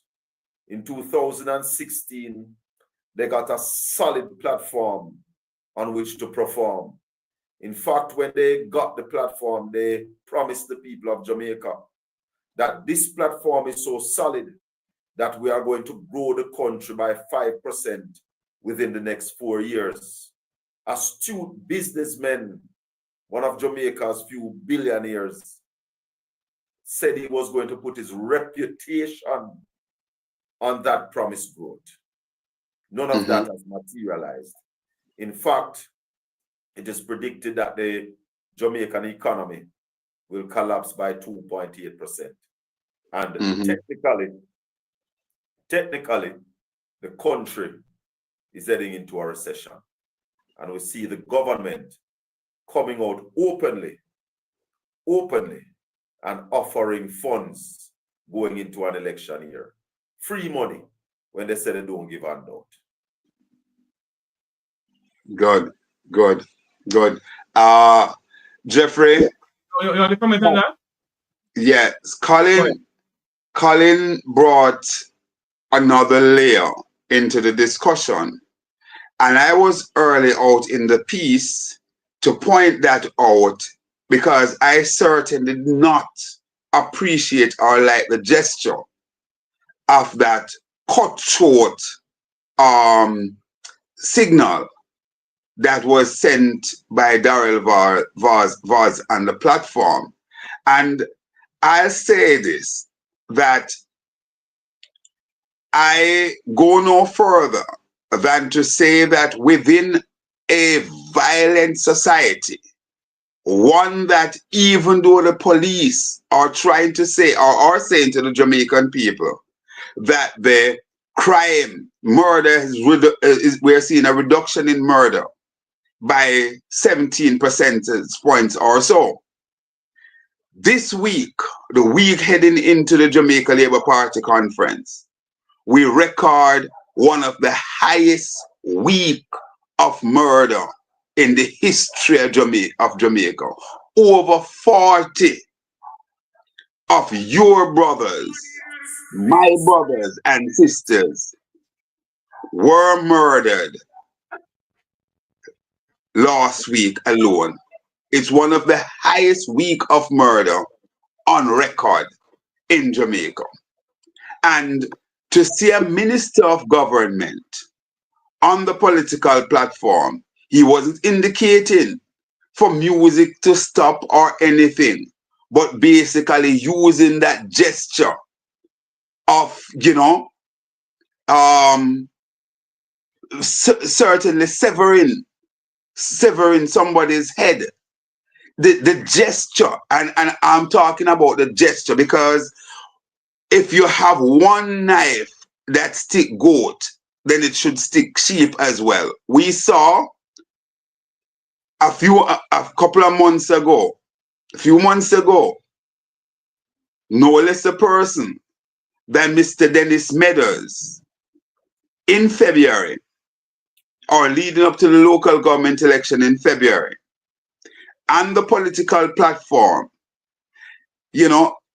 sort of grandstanding to the youngsters who may be in illicit activities, they call it chopping.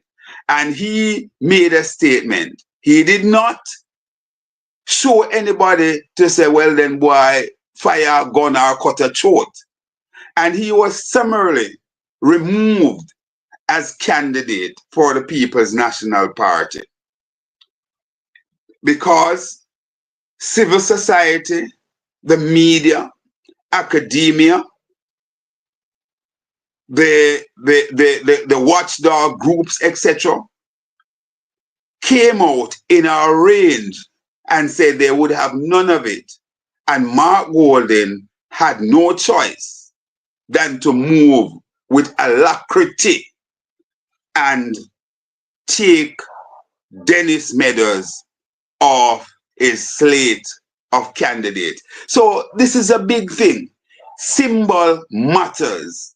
And when I saw it yesterday while watching the conference on television Jamaica, I said to myself, what is this Darrell Vaz doing?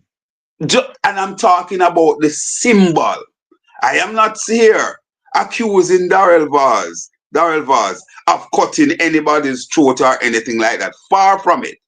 I am saying that these things matters, especially in the violent society that we live in.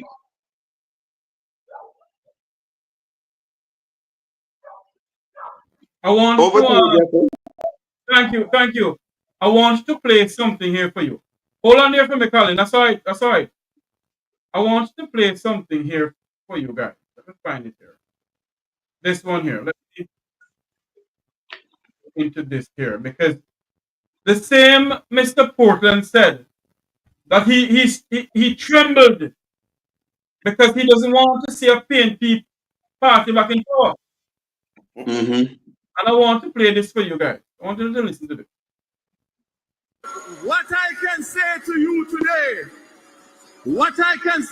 today, the thought of the return of a PNP government make me tremble, because they have no clue as to what to do, and they will all the things that we have done in 2 years maximum.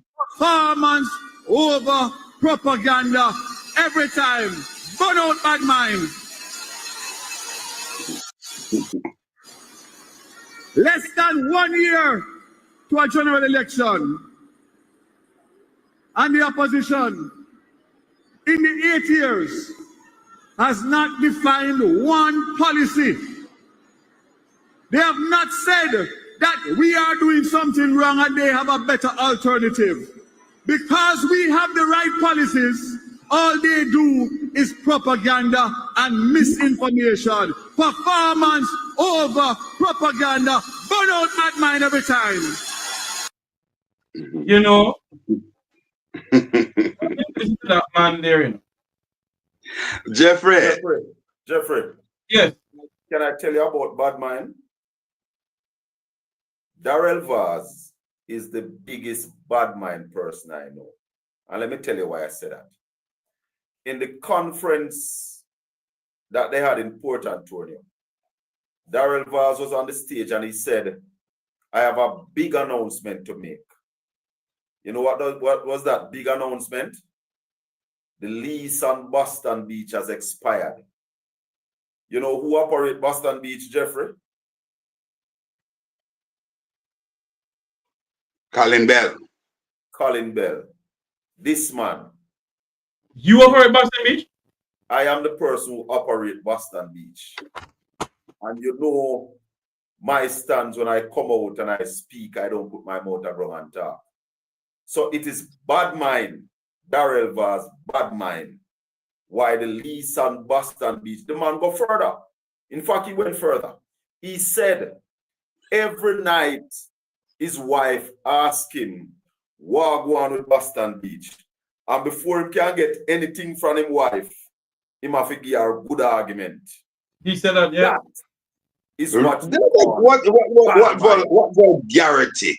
What vulgarity? You see, let me tell you something. You know, there are some people who Donald Trump named to be secretaries, which we call ministers of government here in Jamaica, you know, to his cabinet.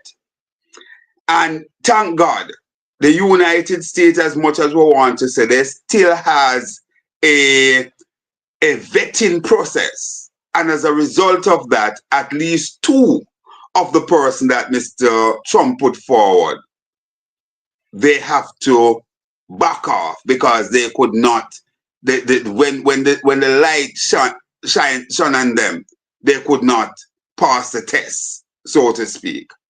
And that is one of the things that is lacking here in Jamaica, because under normal circumstances, there are some people who are in our politics that just could not be in. And when one compare the business acumen, the management skills of a Mark Golden, a Peter Bunting, a Julian Robinson by way of qualification and so on and so forth, a Philip Paulwell et al. You know, when you look at the raft of people that they have on the PNP side and what they were able to achieve to give the Jamaica Labour Party administration a firm footing. And what I'm talking here is not politics. I am not here like Colin, who basically said, listen, he's talking, and one could say on behalf of the PNP. I am putting things out there from an objective standpoint. And indeed, as Colin also put in, from a truthful standpoint as well. And I'm going to ask the question, not to make any accusation, but to ask the question. Did Darrell Vaz operate a used car business out of what was called the Dome at the time? And that business folded, and I think he was actually, the business had to be taken over by government. I am vaguely recalling something like that. You recall anything like that, Jeffrey? No, I haven't. No, I don't remember. You can't recall. What about you, Colin? I recall the car dealership, but I don't recall the circumstances. Right. Okay.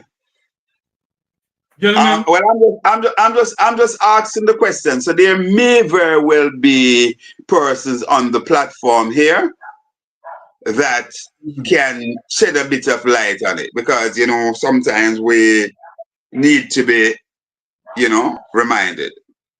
I want to play something else again for you all to see. And one of the things I want to play is the Prime Minister saying, hope this is the right audio, that he's gonna cut the tax on electricity from 15%. And it will cost the tax of this country. Well, they're gonna what, $1.5 billion, I think. Yes. Yes. Listen to this. The time for decision is near. That decision is the general election due by September next year. Chances are it was on the Prime Minister's mind when he announced this. After the next budget, which is in March coming up, the government will reduce GCT on electricity from 15%, which it is now, to 7%. We will remove the non-tax threshold and replace this with an incentivized, compatible rebate of GCT for persons who use 200 megawatts or less per month. That, he says, will ramp up the prepaid meter system. JPS will also introduce time of day pricing, which will pave the way for cheaper electricity rates outside peak hours.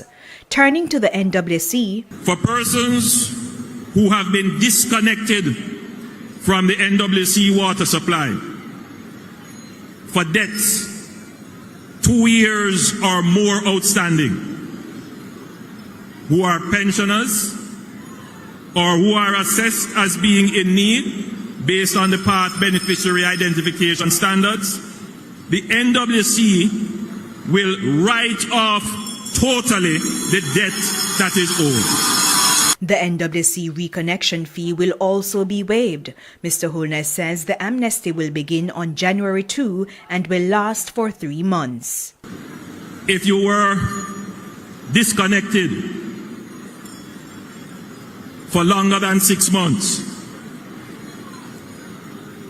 we ask you to come in to the NWC and make arrangements for payments. The NWC will discount your debt by 50%. In the meantime, by the end of the week, over 290,000 people will get $20,000 under the reverse tax credit. Starting in February, persons over 18 years who are not registered on PATH or a social program stand to benefit. They will be subject to a needs assessment by the Ministry of Labour and Social Security, and they will get their $20,000 check like everybody else.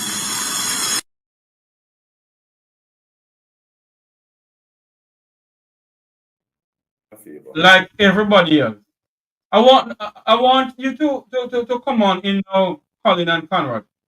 The whole thing with the JPS, the whole thing with the $20 going home with and so forth. The thing with JPS though. How is the ministry getting that money to fund it, to fund all of it, to pay back JPS? All right. Let me just take the first bite of this.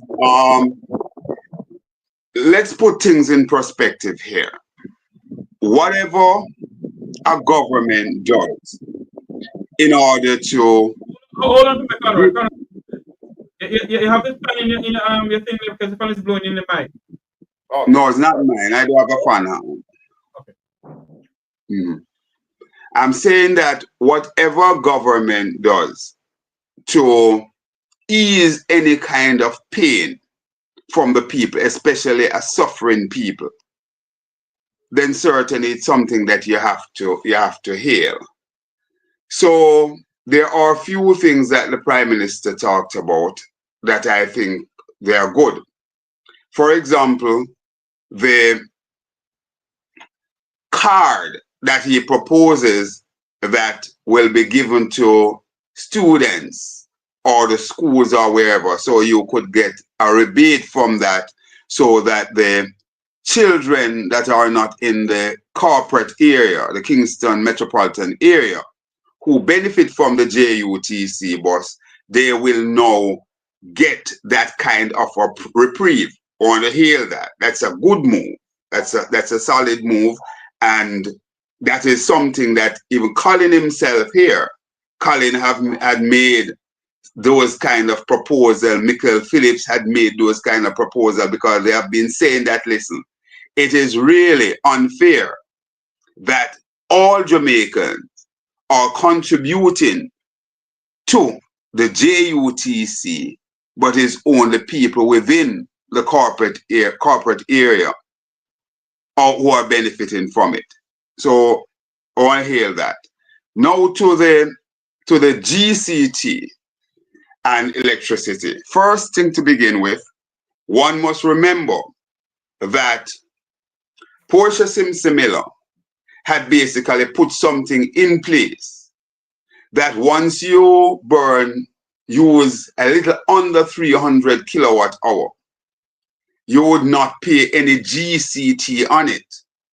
What happened when the Jamaica Labour Party formed government, because of the 1.5 promise, they basically lowered the threshold to 100 kilowatt hour. So you have more people come into the band who their bills attract GCT. To the flip side now that the Prime Minister announced yesterday at his 81st annual conference, when you dissect the whole thing, it is not many people that will benefit from it, and those who will benefit at the bottom is very little that they would get. The majority of people who will benefit from this is people who are in the big money category, the people who can already afford it. So I therefore said that, in my humble view, you mean the people who for me?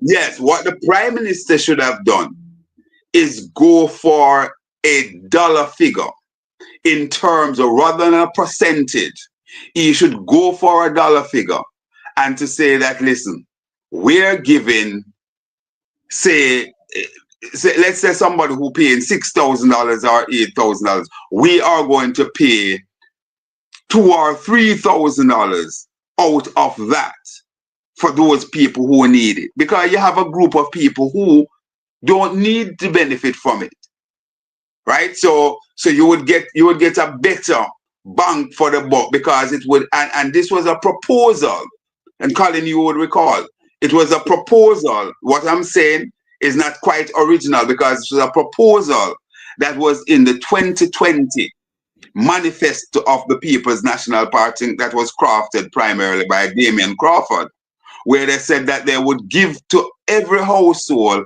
I think it was $2,500 or $3,000 towards electricity bill and some towards water rate. I also want to say that the written off or the write-off of the water bill and so on, so people can get back on track. That again is something that you want to hear. It's a good move, because there are a lot of people who, for one reason or the other, their water has been disconnected for some time. They owe thousands of dollars in water rate. But Conrad Brian, yes. One would say though that the Prime Minister is doing it because the election is around the corner. But of course it is. It is election ploy. But nonetheless, if it takes an election for the people to get a little butter, a little sugar, a little rice, then bring it on. You understand? So that's probably what we're seeing. And it is clear, because we're talking about a government in place for 9 years. And this is when we're hearing about these things coming to the fore. Yes. You know? Mr. Bell. Mm-hmm. Listen. Your take on the Prime Minister said about the government for about $1 billion now. That's just for a part. Yes. That's only for a part of it. But let me, I did the judging, so let me tell you. It's not park or Jeffrey, it's give up. Guys, it's give up. They're giving up that. Yes. Mm. The one with the water, Jeffrey, I like. The one with the water bill that you're going to write off. People who owe for over 2 years, you're going to write it off, give them free reconnection. I like that one. Mm. The card for the bus, I don't like. And I'll tell you why. Presently, there are a lot of people who are stopped working for the government. Sorry, true word. A lot of people right now don't want to take contract for the government because the government is not paying them on time. Give these children these cards. Taxi drivers not getting their money when they get it, they are going to stop carrying the children. I would love to hear how much that is going to cost per year. And then I would evaluate if that could buy 2 buses for each constituency and put the buses in place to carry my children to school. 2. 3, the GCT from electricity. The people who needs a break, Jeffrey, this will not benefit them. The man who pays $3,000 for a light bill, this will not benefit him. The man who pays $5,000, let me tell you with benefits. A man who pays $100,000, who use $100,000 worth of light for the month, will save $8,000. That's if your light bill is $100,000. So Conrad, hold on a minute there now. Not Conrad, Colin. Hold on a minute there for me now. That means the grassroots people who he was talking to in the audience and TV won't benefit from it? The people who cheered will not benefit $1. So is it that he know or he did not know when he said that? He knows, because as Conrad said to you a while ago, Portia Simpson Miller brought a threshold, I think it was 300 kilowatt. Yeah, they $299. They brought that down to 150 kilowatt for the month. you don't pay no GCT. So a man who pays $3,000, a man who have a light bulb and a TV in his house, a man who have a TV, a fridge and a light bulb will not benefit. If you pay $17,000 a month, if you use $17,000 a month of electricity, you will save $700. 700. Yeah? So this is not for the needy. I wouldn't say it's for the greedy, but it's not for the needy. The other thing, Jeffrey, the Prime Minister says he's going to give $20,000 to everybody who is not in the tax net, who don't pay NIS, who is not on path. He's just going to give them $20,000. I like what Clyde Williams said on TBJ yesterday evening. He said it's a bowl of slush. It's a vulgar. And it will definitely drive corruption. It's fraught with corruption. It's fraught with corruption. He came to the conference on the world stage and lay out how he plans to win the next election. Now hear me. The first give back that he called this tax give back of $11.4 billion. If you really look at it, this one is going to cost more than $11.4 billion. And who is going to hand it out? I am already upset, cross, and angry about the $11.4 billion because I think that $11.4 billion could have been better spent in a productive way to drive production in this country that would benefit all of us. Because $20,000 to me, Jeffrey, what I am going to do with that is buy food or give it away. So he's giving that $20,000 to buy foreign food when he could have used the $11.4 billion and said to the farmers of this country, I will give you loan at 1 or 2% to increase production, that we could cut the importation bill on food. So when people say that this government is out of ideas and they are bankrupt, these are the reasons why we say that.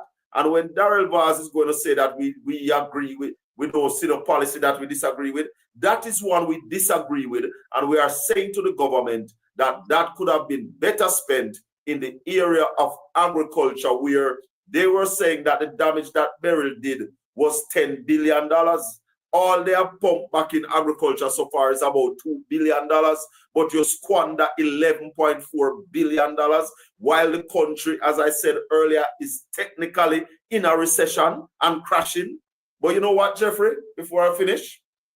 This government is hell-bent on wrecking the economy because they see that they're going to lose the next election. So the plan is, we're going to lose the next election, but PNP not going to get more than one term.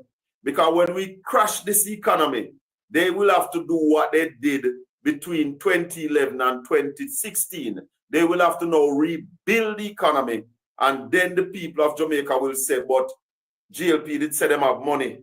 And GLP did say money in the economy. So I am telling you and telling the people of Jamaica that what this administration is doing right now is destroying your future. They are wrecking the economy because Tuesday night, the Prime Minister said he was pivoting.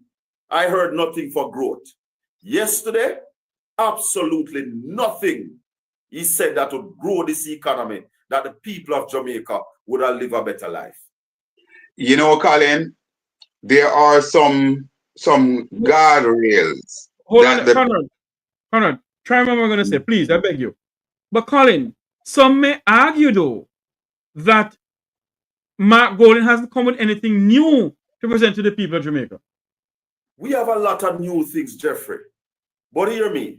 When you have a Prime Minister who tells you that he's the best baby father of ideas, and when you have a government that is bankrupt of ideas, as an opposition, we have to time our manifesto and all of the things that we are going to say. Because when you listen to my leader, Mark Jefferson Golden, and you ask him about how we're going to build the economy, he talk about education, ensuring that our children are literate. Some of the same things that Andrew Olney spoke of Tuesday night, I can play your tape with Mark saying a good 7% of what Andrew Wallace said on Tuesday night. And let me just say that, you know, just to chime in and the question that Jeffrey asked just now, it is not true at all, and it's something that I hear even, you know, hosts and people saying, you know, as if they're not listening, or people just want to say, regurgitate things to ask this question, because it's a question in futility, a question that really has no merit. Because Mark Golden certainly at his last conference have basically put so much ideas out there. For example, Mark talked about how he is going to move education, how he's going to move this country to a better place. He talked about basically taking care of children from day one, so that they will get a foundation to matriculate through to the primary system and through to the secondary school system. He talked about that. He talked about his mantra in dealing with beach access.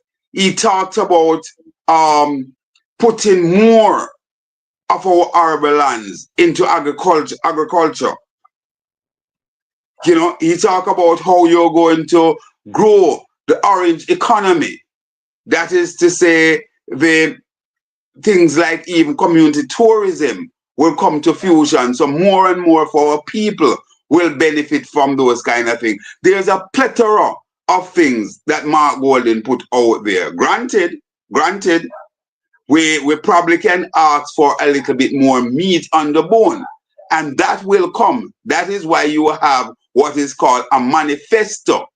And no political party, neither here in Jamaica nor anywhere across the world, put out a manifesto a year or more before election. Remember now that the only person who has the gift of calling an election, a general election in Jamaica, is the Prime Minister. So the Prime Minister can very well, yesterday or last week, trot out some things, because he may very well have a game plan in mind to say, listen, we are going to the poll in February, in March. So he can basically roll out his thing. The opposition, on the other hand, has to time what they put out there. Let me just add something to that, Jeffrey.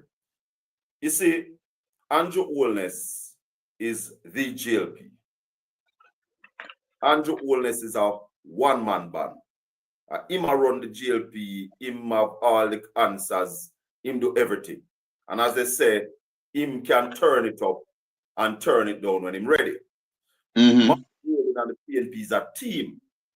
You have a Damian Crawford who has articulated his position and what is going to happen to education when he becomes the Minister of Education. And nobody can question the things that he has put forward. Yours truly is a part of the culture and the creative industry. In fact, Jeffrey, I am the Deputy Shadow Minister of Culture and the Creative Industry. And let me just tell you, one of the ways that we are going to grow this economy is by investing in our people, in the culture and the creative industry. The creative industry on the global stage is valued at over $3 trillion annually. Jamaica presently is making $2.2 billion from that industry. That is 0.004% of the $3 trillion.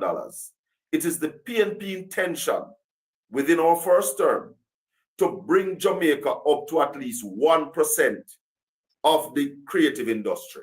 1% of the creative industry is over $30 billion. Now, Jeffrey, look at it how you want to. And let's even say, Colin, you're off. And we can earn $15 billion annually. That's US dollars. Jamaica economy will be growing significantly by more than that 5%. So we have a plan to put our people to work and for our people to earn proper wages, not $7,000 a year, because the culture and the creative industry is the only industry that a 5-year-old can become a millionaire legally. It is the only industry that does not exclude anybody, whether you're deaf, dumb, blind, crippled, you can walk. Everybody can be included in that economy. If you are 90 years old, you can be employed in the culture and the creative industry. Jamaica have a wealth of talent that has been underutilized over the years. And for the first time, you're going to have an administration that understands how to do this. And let me say something to you. Tuesday night, the Prime Minister, for the first time, I am hearing Andrew Wallace talk about culture and the creative industry. Because they have been listening to us.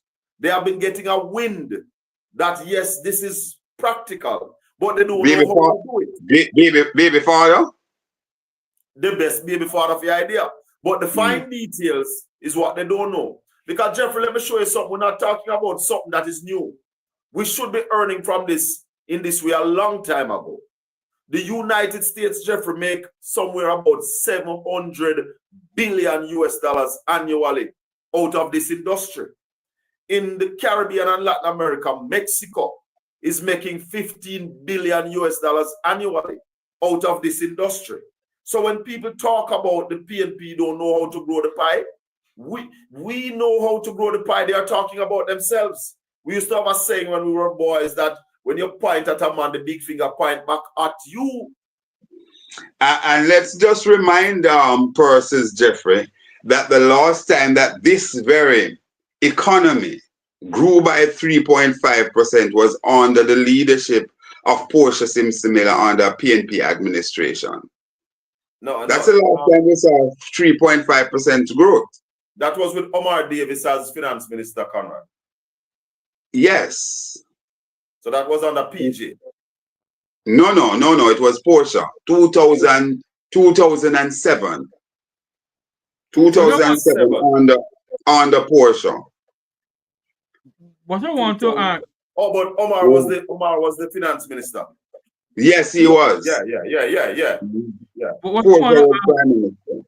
what I want to ask, though, Conrad O'Brien and Colin Bell, I wonder what economist Ralston Hammond is saying to all of what the Prime Minister announced yesterday.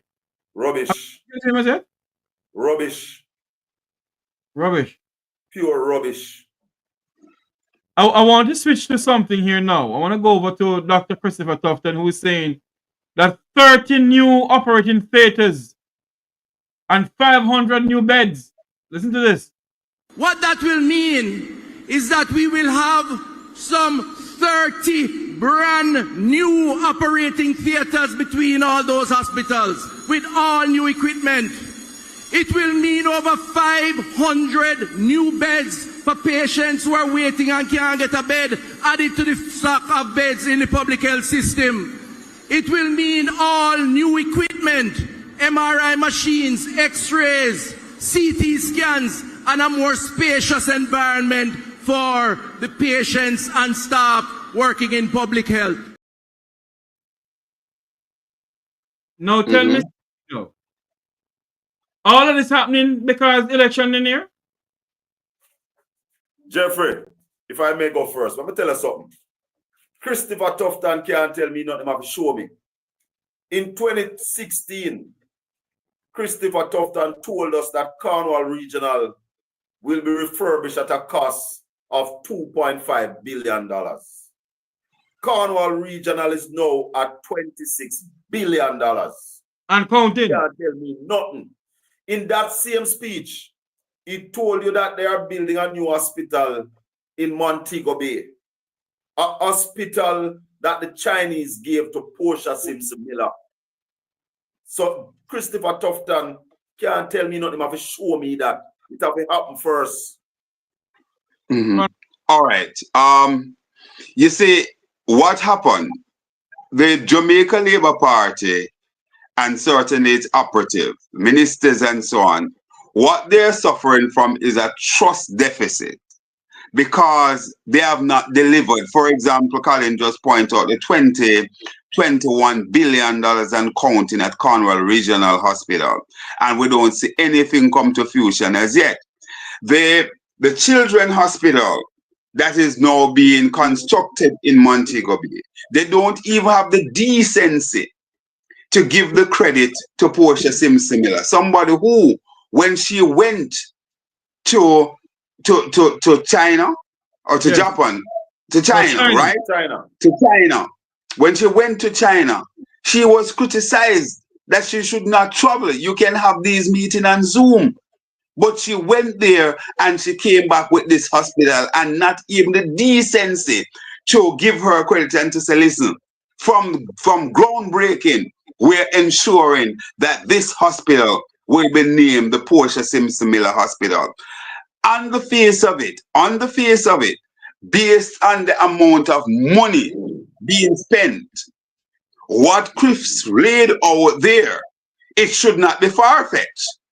But what people are saying is that show me the money. Show me. Let me see. I'm not going to believe what you're saying until we see the deliverables. But based on the amount of money that has been spent in the health sector, certainly people are saying that. In addition to that, people are questioning the time frame and all of this. You know, what happened? Is there corruption in the whole construction of these places? Why these things are taking so long and why the spend, you know? And again, there is something that the PNP will have to do when it forms the government, is a forensic audit to basically look at what is there. You know, Colin also mentioned earlier about the PNP coming in and without money, and so the people will basically pressure them. I believe that the People's National Party will have a duty to outline to the people and to say, this is what we're going there and seeing the coffers. This is this and so on, so that the people will be able to come along with a new PNP administration. From where I sit, I have absolute confidence that based on the business acumen that Mark Golden has displayed in his private life and the team that he will bring around him, you know, people like his long-standing friend, Peter Bunting, Julian with a sharp mind, steady hands, you know, and so many others. There are a litany of young persons who are quite brilliant and know their way around the block. People with ideas. But Conrad, Mm-hmm. people, even myself is questioning this. And you all may prove me wrong or say, Jeffrey, no, it will happen. Do you think that the People's National Party will have a forensic audit and investigate the Labour Party? Do you honestly think that will happen? We must. Well, I don't know, but it's a. If any government coming into power now on the back of the level of corruption that is taking place in this country, must do a forensic audit to say to the directors of this company called Jamaica that this is where the country is at. That must be done, because remember, the research shows that we are losing over $100 billion a year to corruption. Mm-hmm. So therefore, the forensic audit, and I've been calling for it a long time, that Jamaica needs a forensic audit, and to get that forensic audit, we must move out the present managers. All of the present managers got to go, and that audit must be done. But let me just say one more thing before you come in, Conrad. I hear Vaz with a slogan yesterday, performance over propaganda. But what is happening in Jamaica now, and what we saw yesterday, was propaganda over performance. Mm-hmm. Mm-hmm. You see, Colin, what happened, and I understand where Jeffrey is coming from. And as I said, I can't help myself. I speak truth to power no matter who the guy is. And I understand where Jeffrey is coming from. One of the campaign issue, certainly within the Kingston and St. Andrew corporation, right, was about carrying out audits and so on at Exactly. the KFMC. That was one of the leg that the PNP ran on.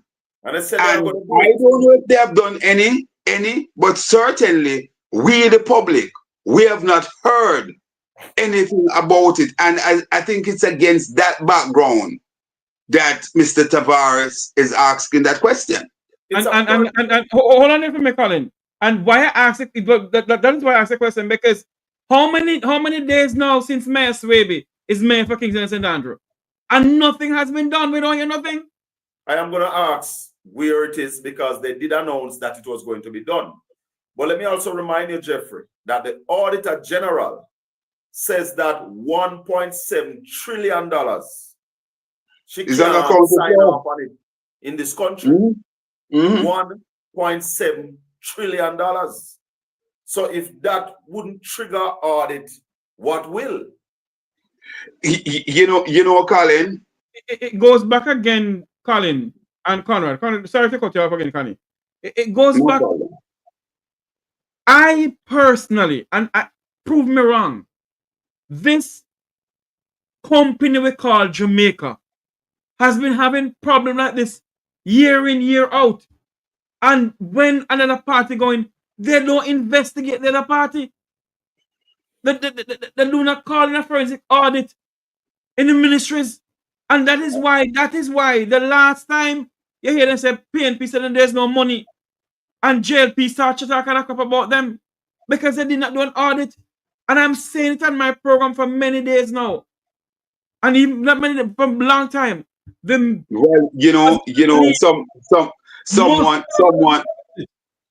someone in the know said to me when a particular, and I don't want to get too much carried away with it, but said somebody who served in the Portia Simpson Miller administration, and you may hear the argument, Colin, said that when he went into the ministry and what he found there, him couldn't say it to Jamaica.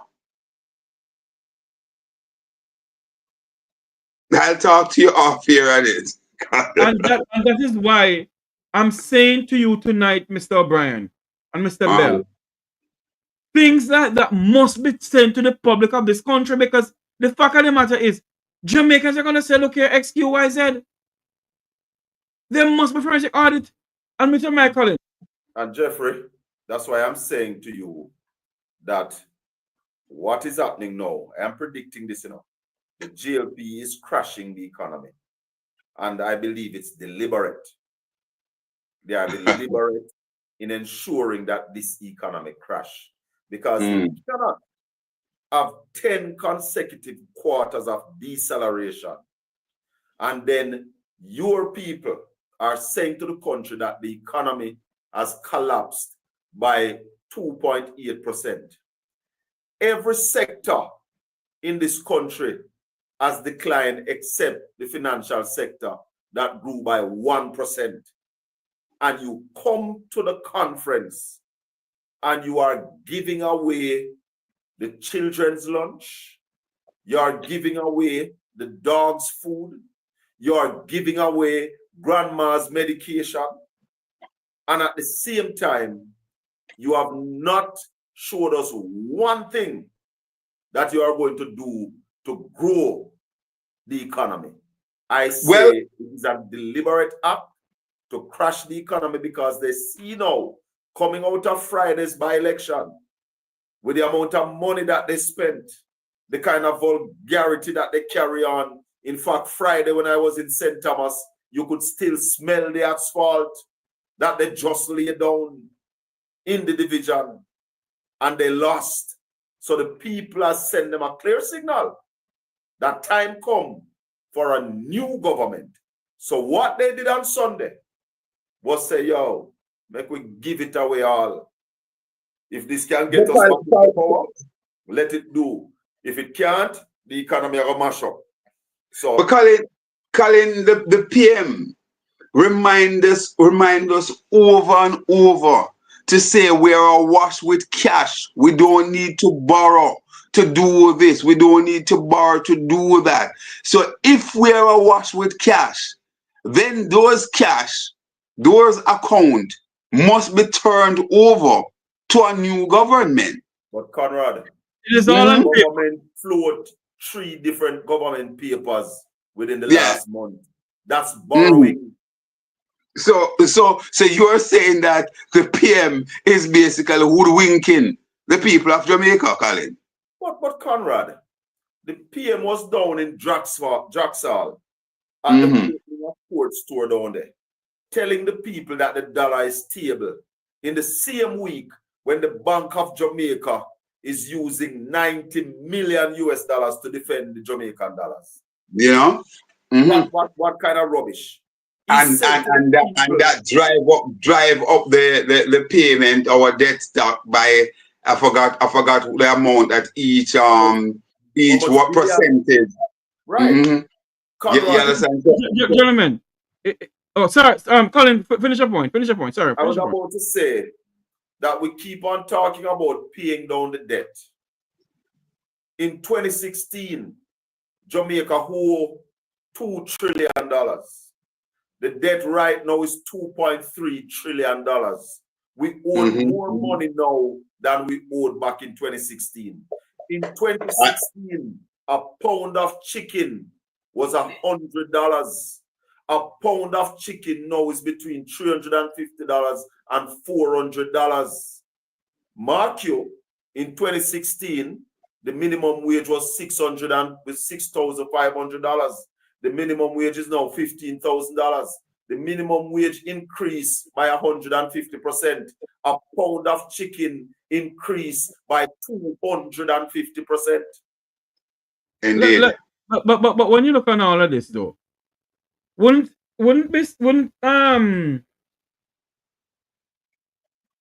you say that maybe Nigel Clark has left this country in a very worse state? Of course. Of course. And you know today it's amazing that you asked that question, because today I said to someone that we must not lose sight of the state that Nigel Clark leave the economy in. Because what we're going to see down the road, maybe a couple months from now, people may want to take off Favor's head to say that this is it. But what happened? Favor is taking over the economy when we are going in the wrong direction. And I'm not her cheerleader here. I'm not carrying any brief for her. So she must speak for herself. I think rather than sugarcoating and just for party reasons to say that this is hunky-dory and that is hunky-dory, she needs to come out and speak and to say this is what I'm inheriting. She can't do that. How she ever do that? She have to hold it like a G. So you're saying to me, hold on, you're saying to me, Conrad O'Brien and Colin Bell, that if Jamaica is going to a recession, the minister have to hold her mouth shut? How she ever tell you that in election? No, well, in terms of going through a recession, really, she can't keep her mouth shut on it, because a recession is something that has a particular criterion as to how a country goes into recession. A recession is officially declared when a country have 3 consecutive quarters of economic negative growth. Because what we have been seeing, we have been seeing deceleration for 10 consecutive months, right? Quarters, no, 10 consecutive. 10 consecutive quarters. What we have been seeing, that means quarter after quarter, the growth is less and less, right? It's dipping. So where we are now, we're at a point now where we're going under, we're going into the minus phase. So that's when you now reach the point of a recession. And if we have 3 consecutive quarters of that, then Favor don't have to tell us that we're in a recession. That Right. is something that we would know. But at this stage, we are not in an actual recession. And that's why No, I said we're earlier, not. technically, because with all those deceleration, technically, we're getting there. So you can see it coming. So when we talk about these things, I have some people saying that we are preaching doom and gloom. It's not doom and gloom. It's the data that we are looking at that is showing that Jamaica is dipping. Absolutely. Absolutely. Because what happened, Jeffrey, and listeners, right?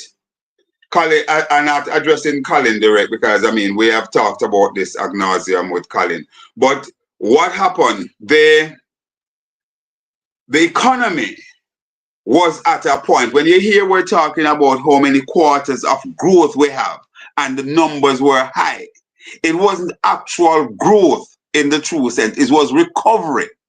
That was recovery after COVID. Because, for example, let's say you're operating a restaurant. COVID means that you came to a complete halt, right? All you have was the building. Nobody never eat or no nothing and thing like that. You know, people weren't at work. So what happened now? People start to come back to work. Food starts selling. Hold on. You're going too fast. You have the restaurant, business stop. You start using your savings. So you're going into a negative now. Indeed. Yeah. So COVID come back and people start come. You get back to you come out of the negative and you start growing.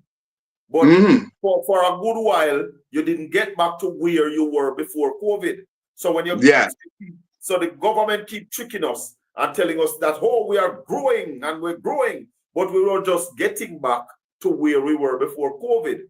Once we got back to where we were before COVID, then trouble.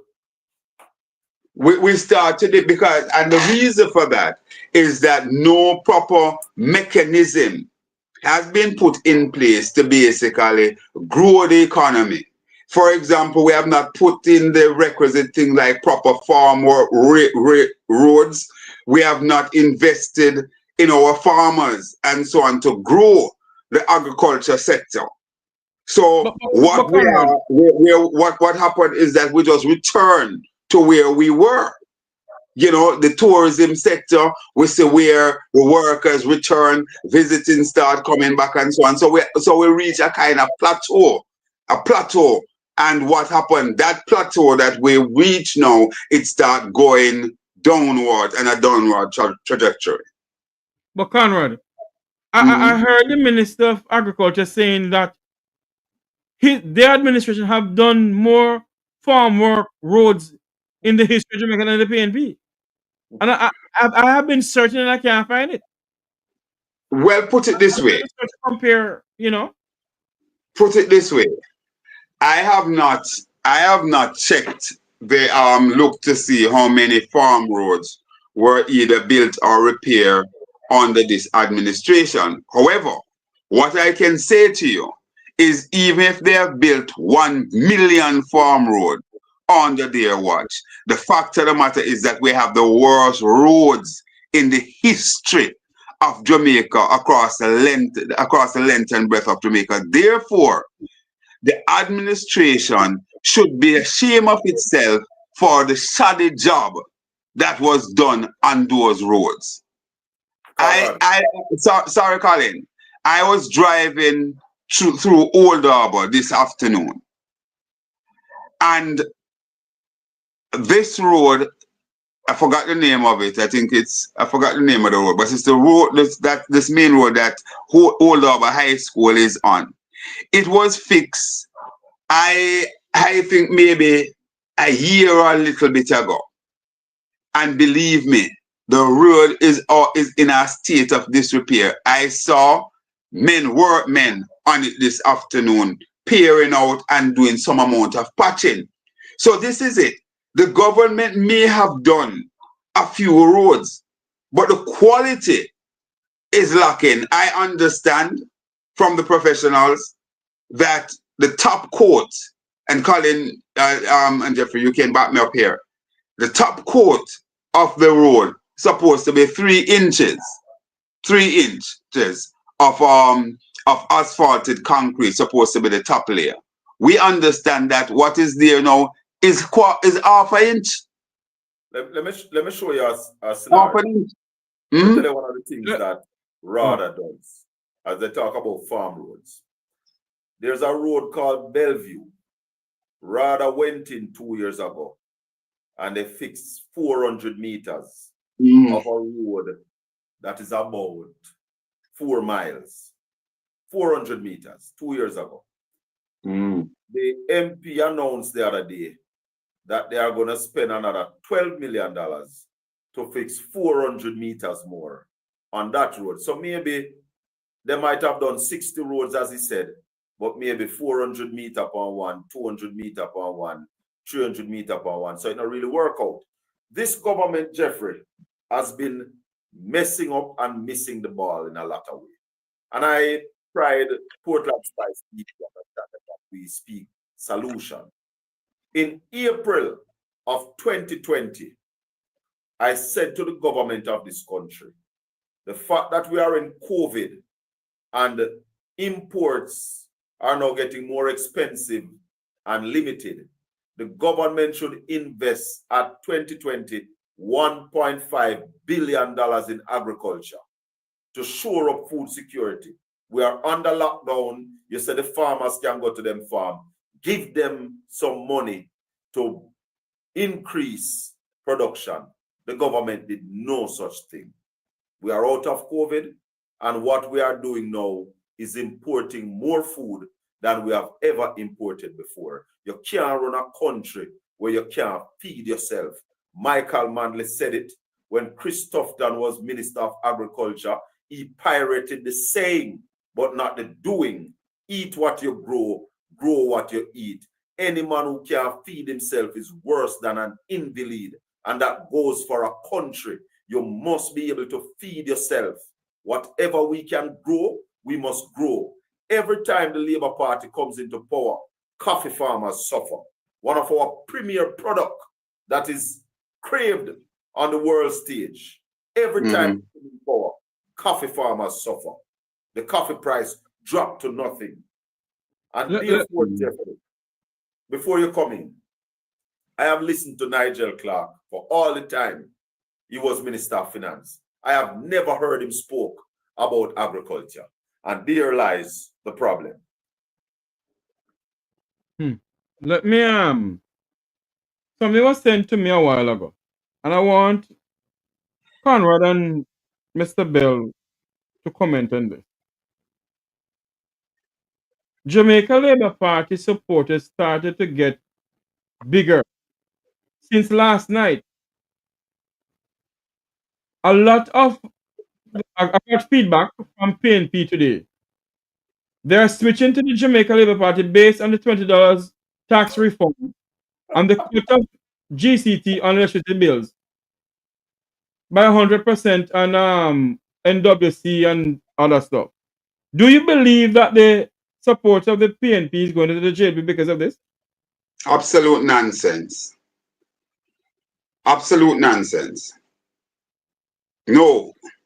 Jeffrey. What happened? Hear what happened. You see, we have to have more respect and regard for the people of Jamaica. Even if you give every single person in Jamaica $20,000. As a matter of fact, it is so shameful that they should be laughing at you. Take it, but laughing at you. Because remember now, we're not talking about 20. Maybe people believe that this would be $20,000 a week. Or even $20,000 per month. It's a one-off $20,000. No, the basket that Andrew Holness, Prime Minister Holness, took to the Parliament when he was campaigning, that basket, I think, cost $2,000 at the time to get all that was in that basket. To date, $20,000 cannot buy what was in that basket at that point in time. Therefore, yes, I think it's an insult.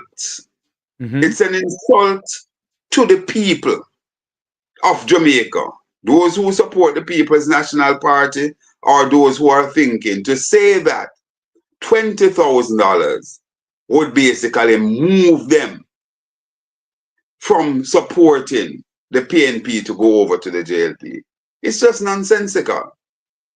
The other things that the Prime Minister mentioned, a number of those things, will not be chipped in until after the budget for the next financial year.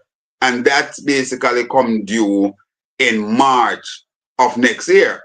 Granted, he may set it up at a time, because I'm hazarding a guess that the election may indeed not as far as some of us are thinking. It may very well not be as far as some of us are thinking, in that the Prime Minister could be laying the wicket, saying, boy, election is not on my mind. He did it in 2020. Election is not on my mind. I have no intention of going to the poll. So what you're saying, Conrad, to get the PNP off guard, derail the PNP, and then he just goes a bam and call a snap. So the PNP must be on its P's and its Q's, and any other party or person who wish to contest the election whenever the Prime Minister calls it. So you're saying to me that it's a possibility he may call election in January? No, I don't think he will go in January. Sir Colin? Tom drunk, but Tom no fool. In 2016, the Prime Minister said to the country he was going to increase the income tax threshold to $1.5 million, revenue neutral. That's the part they keep leaving off when they tell people about the 1.5. They said it was going to be revenue neutral, meaning that they would increase the threshold to $1.5 million and it wouldn't cost taxpayers anything. That would cost the taxpayers of Jamaica $34 billion. So I will tell you here, and everybody read my lips, the 1.5 was not delivered as promised. And I challenge anybody on that. That is true, Colin. And let us just remind the viewers and the listeners. Let me just finish. So the $20,000 that is also promised. To date, we have not heard what that is going to cost the taxpayers of Jamaica. We have not heard which agency is going to deliver that. So this is still just a promise which comforts some fools. Tom drunk, but Tom no fool. And also, Colin, remember now that a part of this ploy, remember that the NIDS in its present form, it is said that it is not compulsory, right? Or not mandatory. However, listening to the Prime Minister yesterday, he said that what happened, you'll have to register and get and so that you are now officially in the system. And I'm hazarding a guess. Conrad. I'm hazarding a guess. That is another bunch of foolishness. Because remember that a lot of people got a $10,000 in COVID that they had to register for. Yeah? So the Prime Minister is an analog politician, operating in a digital age. And what that means, Jeffrey, is that in these times, you just need to type in what you want to find. And you find it. But because the Prime Minister is still an analog mind, he's forgetting that to find the things that happened 10 years ago, not difficult like one time. So when it's telling us now, because also remember, that the first 20,000 from the $11.4 billion was for people to get jealous and to get into the tax net. Mm-hmm. Yeah. So What we reach now is that him nobody want them people if getting at the tax net, get jealous and getting at the tax net. He's going to give them $20,000 to bring. Man, we're not stupid no more, man. This is the He's going to give. Hold on. I missed that. He's going to do what? He's going to give us give people who is not registered. Just what you were just talking about. But you'd have to know register to get the $20,000. Indeed. That's bollocks. Gentlemen, excuse me a minute. Just 1 minute here, please. 1 minute. This is Make We Talk breaking news. News just coming in. The People's National Party, PNP, will be having a press conference tomorrow, November 26, 2024.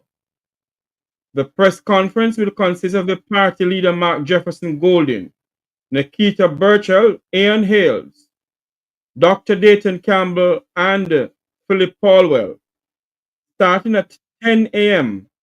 The Make We Talk YouTube channel will be taking this live to its people. There will be a press conference tomorrow from the People's National Party. The press conference will be held at the office of the opposition leader, Mark Jefferson Golding. So there will be a press conference tomorrow morning at 10 a.m. and it will be live on this channel here. The press. I just sent you the flyer, Jeffrey. Oh, you just sent it to me? Okay. I just sent the flyer to you. Yes, because it just came into me a while ago. There you have it. Yes. Yeah, man. It has been there because that's the reason why I didn't get Philip Paulwell or Julian Robinson on my program today because of the press conference tomorrow. So they said they didn't want to speak before the press conference tomorrow because I was in touch with both of them. So I may have one tomorrow depending on how early the conference concluded. But I am sorry, Jeffrey. I'm a little bit taken aback that or concerned. I'm not seeing where Julian is not on it. Julian is not on. Won't be there. No, the press conference is Nikita Burchell, Shadow Minister of Information and Public Community. Yeah, man, I have it. I know. I'm just saying that I'm expressing a bit of concern that Julian, as the point person and finance, the Shadow Minister of Finance, I thought, he would have been there. So. But, nonetheless. I want to play something here for you. And I want to give me your take on it.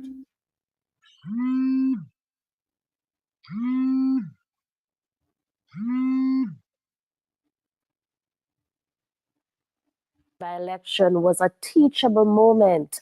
Chairman of the party, Rob.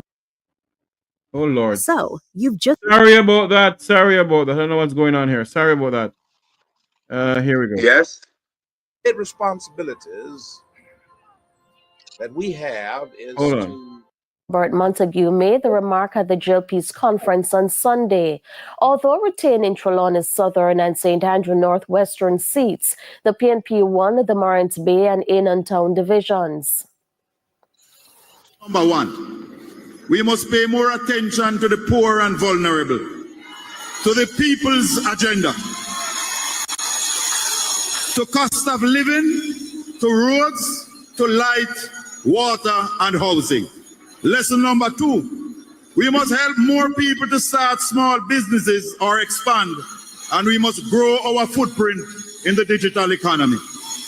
And lesson number three, we must take more care of our party workers. He says the party will be consulting with delegates and supporters over the next few weeks. So tell such man from such place that we are in no rush for any election. Dr. Wholeness will call it when Dr. Wholeness is ready. I want you, Conrad and Colin, to come on in here. Bobby Montague said some stuff, and I personally think that Bobby Montague speech at the conference is a great speech. Unmute your mic, Colin. Bobby Montague was the most sober person at the conference yesterday. Yes. But Bobby Montague also said that the third term would be the people's term. Should I believe Bobby Montague? Or should I believe Darrell Vaz? He said he wants the third term for him, his children, and his grandchildren. He never said for your children or my children. He said he want the third term for him. You're very low, Colin. I don't know what's happened. Eh? You're low. No, I am saying to you, should I believe Bobby Montague, who said the third term is for the people? Or should I believe Darrell Vaz, who said he wants the third term for him, him children, and him grandchildren? Very interested. Very interested. Jeffrey, I'll have to leave shortly, but I'll comment on this. Comment on Bobby's speech. Yes, I'll comment on Bobby's thing. I too believe that Bobby Montague, and I said it yesterday, was the most sobering voice on the platform, because what Bobby did was to acknowledge where we're at, that people are suffering, his own party workers are feeling the pinch. Because let me tell you something, if the general population is happy, then remember, your delegate and workers are part of the whole, so they would be benefiting as well. So the fact, and they probably would be benefiting even more. So, but the fact that everybody is suffering, the party workers themselves, Conrad, I apologize to you, my friend, but we have to do this. You got to hear this just happened a while ago. This is Make We Talk breaking news. News just coming into a news center. One person has been confirmed dead and at least 5 others injured in a gun attack at a Walton Park area of St. Andrew. Minutes to 8 p.m. Thus, one person has been confirmed dead and at least 5 others injured at a gun attack in the Walton Park area. Gentlemen, where is this country going? Well, that sounds like a mass shooting to me, because 5 persons nursing gunshot wound, 1 dead.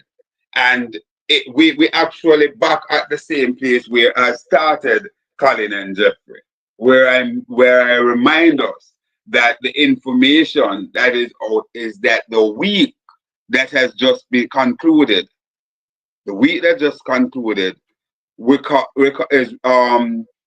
is recorded as one of the most bloody week in the history of Jamaica.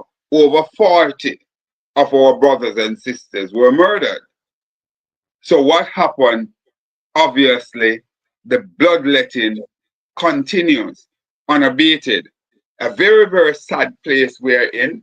And certainly, we need to get this under control. Whatever the people have to do, but the government in all of this has the biggest responsibility. The Constitution of Jamaica speaks to the fact in its first stanza to say that the government responsibility is to create a safe environment as possible for its inhabitant to enjoy. And certainly we are not seeing that. As a matter of fact, just a few weeks ago, we heard from no less a person than the Commissioner of Police saying that we're just clawing back our way to where this country was in terms of security or murder back to 2003. and 15, you know. So we're really in a very dark place, Jeffrey. And you know, I hope that we'll see a cessation, if not a complete halt, of this bloodletting, because anybody being killed, you know, innocent people killed, we really mourn for them, and we offer our deepest condolences to the family members and friends of the people who have lost their life last week, and indeed what you have just reported on, Jeffrey. I know you all both have to go now. Go ahead, Conrad. Colin. The thought of this government continuing in power makes me tremble. I don't know, Colin, you just get very low all of a sudden. I don't know. Could you repeat? I think, hold on, Conrad. Colin, hold on a minute. I think Conrad got a call. So that's why you didn't hear anything on your phone. Kind of drop, Colin. Conrad. Oh, yeah. Your volume. So just touch the speaker and touch it again. I'm saying, Conrad, that the thought of this government continuing in power makes me tremble. We were promised by the Prime Minister that he had a solution to the crime problem in Jamaica.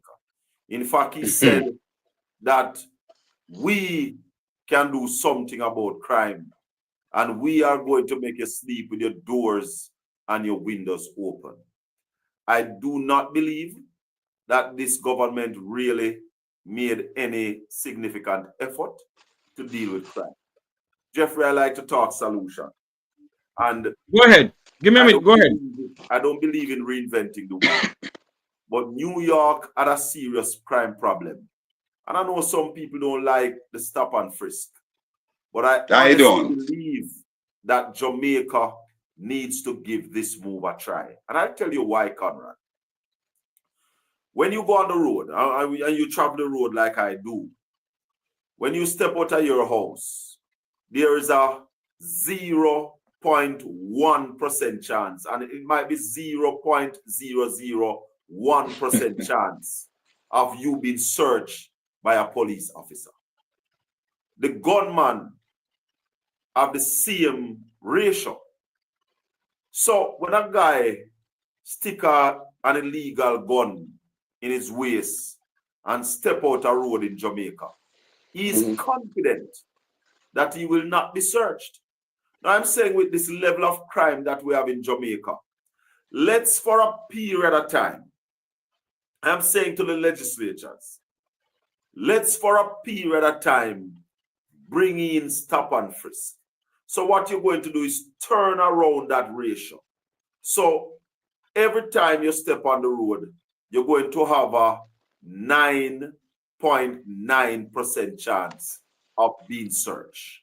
I guarantee you, Conrad, that most of the people who now walk with an illegal gun will have to leave that. Colin, that kind of fraught with a whole heap of things. We live in a society that is very prejudicial and so on and things like that. I share an example. I share an example of some young men that were doing some work for me. And when these young men finish in the evening, they put on their cut-off pants, cut-off short jeans, and it draw down below the backside, and so on. Some of them rub even a little bleach on them face, but are some of the hardest working guys, them. What kind of bleach you talking about? Huh? What kind of bleach you talking about? The one we wash clothes with? Well, maybe. So, and I tell you that, Colin, they fit the exact profile of what the police would call the guys who are really just out there doing whatever. And I myself just see them out there, probably would come to that conclusion. And sometimes these young men are innocent young men just going about their business. I don't know. Our society kind of set away, Colin. We have to be careful. the direction, the trajectory that we're going. But I understand what you're saying. I believe that we probably need to put some thought into let me it. just finish the thing, man. Conrad, hold on a minute. Let me just finish the thing. Because if we can live under a state of emergency, stop and frisk is chalk to that. Because listen, stop and frisk, you see those same guys coming out and the police stop them, search them, find nothing, they go on their merry way. But you'd need a government that would say to the citizenry of Jamaica that, listen, we have a serious murder problem in this country. Most of our murders have been done by the gun. We are going to be searching for these guns. We're coming for them. So cooperate with the police. You're a law-abiding citizen, no matter how you look. The police ask you for your search, you don't have nothing. Give them a search. Them search you, them not find nothing. You go on your ways. In the state of emergency, a policeman see him not like how you look, him lock you up. And the same people agree with the state of emergency. Now I'm saying, Jeffrey, which one would you prefer? For a policeman to ask you for your search, you lift up your hand, you give him a search, and him say, go on your ways. Then him see you, him search you, him not like you, but him lock you up. And but Colin, even without the state of emergency, they can see you lock you up same way. Yeah, but under the state of emergency, you're not getting a bail for weeks. Colin, how many of these guys who are committing murders and so on, you think are really just walking down the road or so on, so that the police will be able to see them to frisk and whatever? They might not be walking down the road, but they're driving. Or even driving. All of them. Because none of them no kill nobody at them yard. Them go somewhere go kill them. So if the police get that law in their toolkit and they are vigilant and they are out there, because right now legally a policeman can't just stop me and search me without giving me probable cause to want to search me. Yeah? Yes. And a lot of people use that. And because of that, the police don't do a lot of search. I can't remember, maybe I've been searched once in my entire life in a Jamaica. Now in a country that murder is so high, you cannot continue on that trajectory. You need to change that so that people start put on the gun. You see that 15 years mandatory sentence for illegal gun is something I was calling for many years. But now that is in place, you need to know, go and get the guns, make people afraid for walk with illegal gun, brother. All right, gentlemen, I know you all have to go, but I want to show you this before we go. This is what is going on Walton Park Road right now. Hold on there. Here we go. It's fine. Let me see.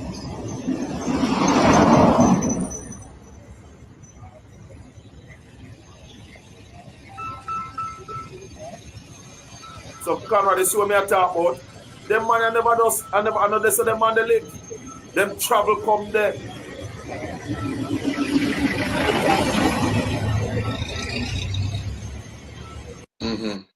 But Conrad and Colin, is this country under siege? Of course the country is under siege. Of course it is. We are killing too many people every year, Jeffrey. Every year. Every year. I mean, come on. We're not far from 80. But don't you find it very... What's the word I'm looking for? That neither the Prime Minister nor the Minister of National Security said nothing yesterday about the crime in the country at the conference. They are immune to it, brother. Crime. They are immune to it. Conrad, your final word, and I'll let you go. Because you look like you're bucking down the place. Your final word. Yeah, I'm tired. No, well, certainly Jamaica has a crime problem, and there's just no beating around the bush. You know, a small society like us continue to murder over 1,000 of us each year. It must be a major cause for concern. Must be a major cause for concern. And, you know, it seems as if this administration run out of ideas as to how to get a grip on this. And that is why I keep on saying at all time that the various, and I said it just last week when I hosted a part of Colin's show on a Saturday, I asked a question if the persons who are shadowing portfolios, if they have a task force together, what they're doing, and so on, and putting things together. Because I can tell you this, if you think the people are hitting out and under now, make the PNP get the power when the people decide to give the PNP the reins at power, and they see that nothing is actually happening to show that they are moving in a different trajectory. The call is going to be much higher. The decibel level will be much higher than it is now. Therefore, the PNP has to put mechanism in place. I'm seeing where, you know, the PNP is quite lucky. Right now they have what? 2 capable former Minister of National Security, along with the present spokesperson and national security. So you have 3 former security, and I'm talking about KD Knight, Dr. Peter Phillips, and of course Peter Bunting, that shadow portfolio. I believe that KD and Dr. Phillips should be brought into the mix in terms of just sharing their experience, what is there, and so on, and they're bouncing these things together to really hit the ground running. And I would recommend that for all other portfolio that Colin is a part of. You know, I get the sense that they say that his team, they are working, because for us to change the trajectory in Jamaica, whether in national security, whether in growing the economy, anything, whatever, even sports, whatever we're doing, it means that you're going to have to hit the ground running, and you must have a blueprint to carry that forward. That's my final comments. On that note, Colin, you're going to see me a little bit? Or you got to go? I could give you a couple of more minutes. Yes. On that note, we're going to say thanks to Conrad O'Brien from New Start 93 FM. Remember to join him tomorrow morning. I think he's going to have somebody from the PNP to come on and speak to us.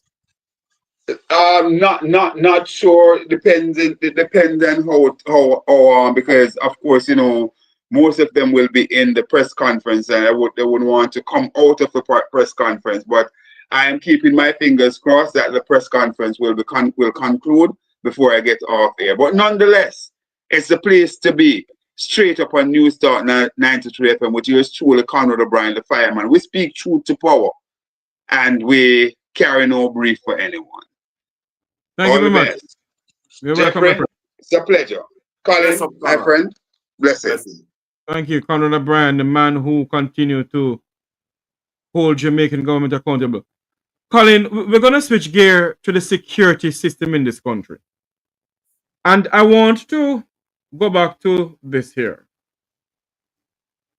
Last week was the bloodiest in Jamaica this year, with 44 murders recorded, the highest of any 7-day period in 2024, according to the latest statistics published by the Jamaica Constabulary Force. This morning, as at November 23rd, 2024, the update murder total was 1,039.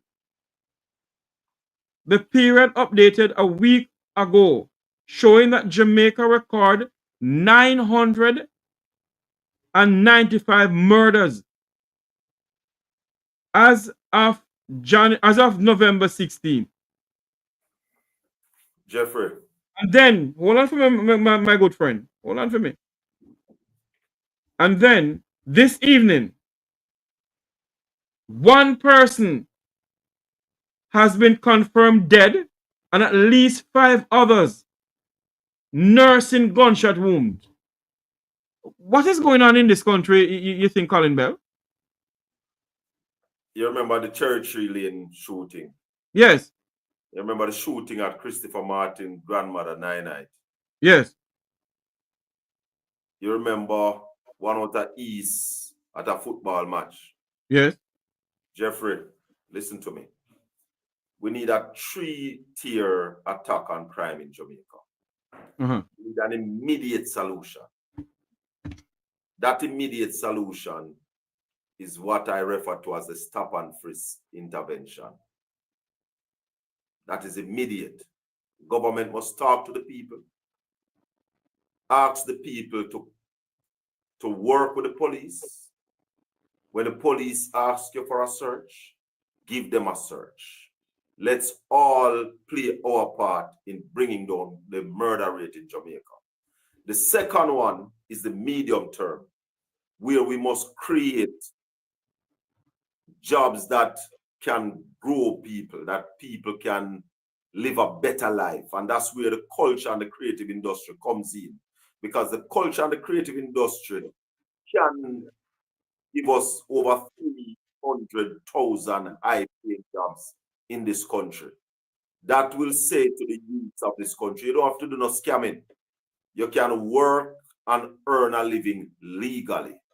The long term is education. Yeah? We must invest in educating our people. The research has shown that people who have a first degree don't get into murders. So if people are educated and see a better way of life, they don't get into the murders. And that's the long-term solution when you put that in place. So when you bring those 3 things together, we can bring down the murders in Jamaica, Jeffrey. Is something causing the murders? Yes. The killing in Jamaica is not random. It is fighting over scarce benefits and spoils. Yeah? Money no share good. Yes. Man take away all of the money. The government said they cut gangs from 300 to 150.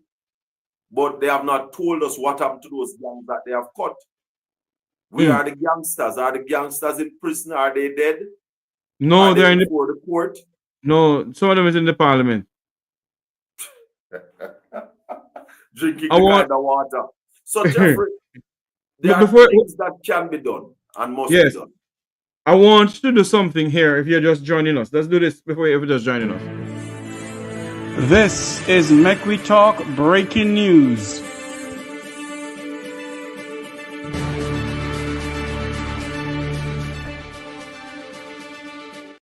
News coming in.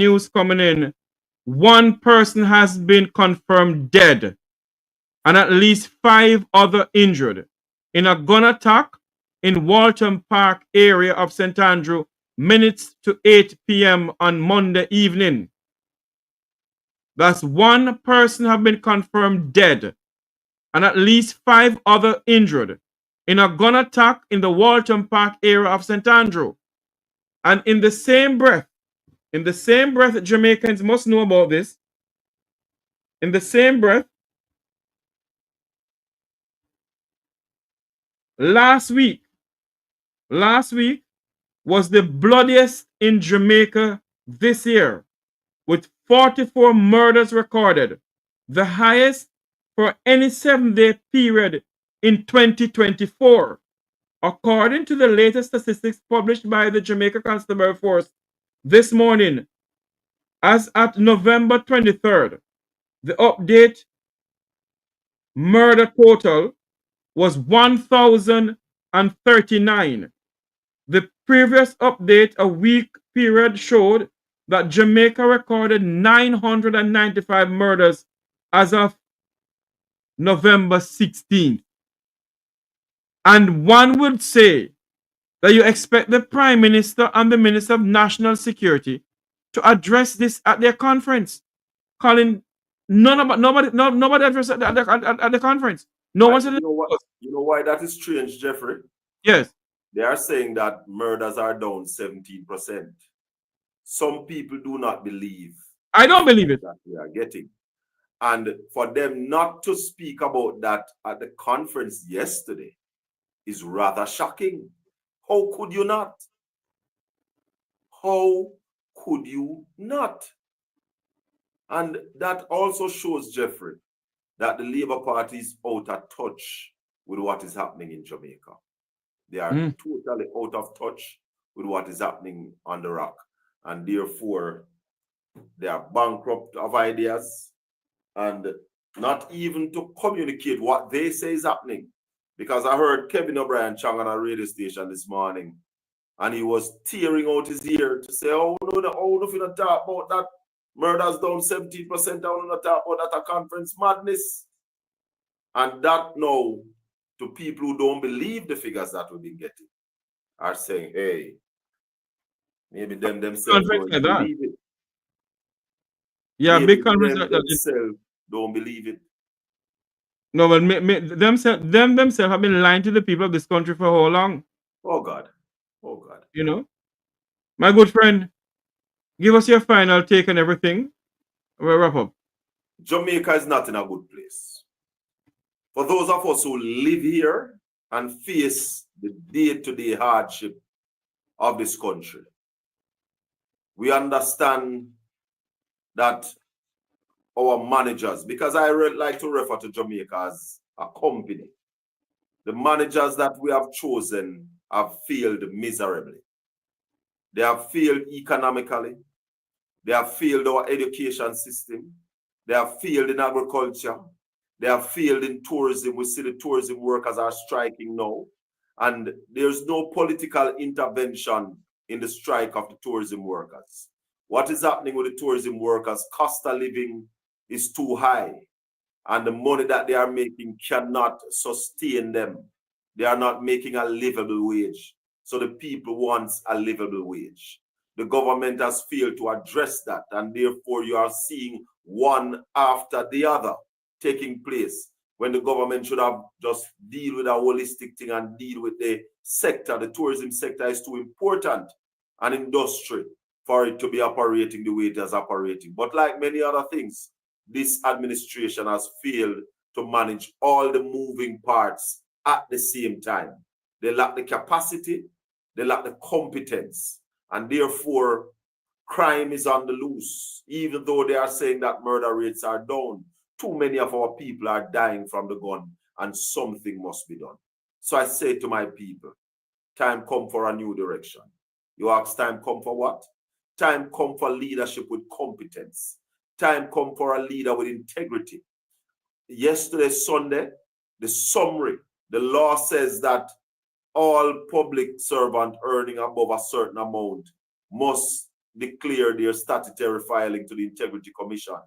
The law also says that when those statutory filings have been certified, both the Prime Minister and the Leader of Opposition, a summary of their filing must be made public. For the last 3 years, we have not seen a summary of the Prime Minister's filing because his filing have not been certified by the Integrity Commission. His position as Prime Minister is untenable and cannot continue to run this company. So I call on the directors of this company called Jamaica to make an honest move, make a conscience vote, and vote for change and ensure that Jamaica gets on the right path where we start to growing our economy. Because if there's no growth in the economy, you are going to get poorer. You are going to suffer. So I call on the Jamaican people. I call on our labor rights that this is not your Labour Party. We have never seen an administration as corrupt as this. This is not your Labour Party. No other Labour Party government has been this corrupt. So I say to you, look in yourself. Put Jamaica first and let this band of bandits know that time come for Jamaica to be put first. Blessings, Jeffrey. Thank you.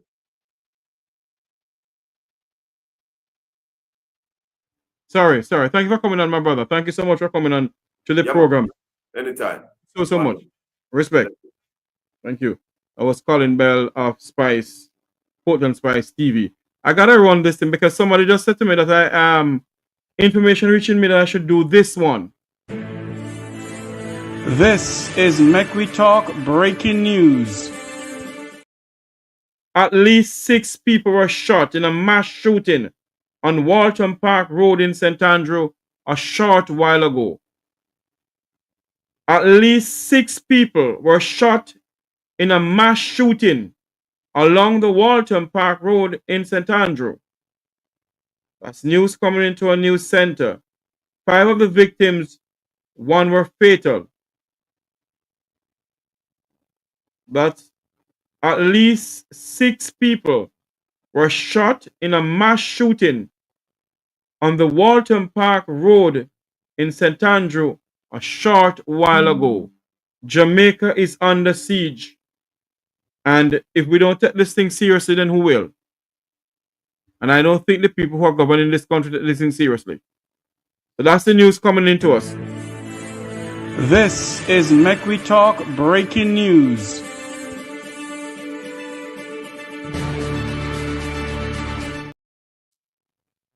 At least 6 people were shot in a mass shooting along the Walton Park Road in St. Andrew a short while ago. Ladies and gentlemen, people, it is now 7 minutes after 10 o'clock. We're going to go off air. If any more details come to us, we'll put it on the YouTube channel. But remember to join me tomorrow at 10 o'clock for the press conference of the People's National Party. Until you hear my voice again, may God bless you. May God bless Jamaica and the people of our country, Jamaica. And may you remember to like, share, and subscribe to the Make We Talk Jeffrey Tavares YouTube channel. It's a great pleasure serving you people. It's a great pleasure being on here this evening.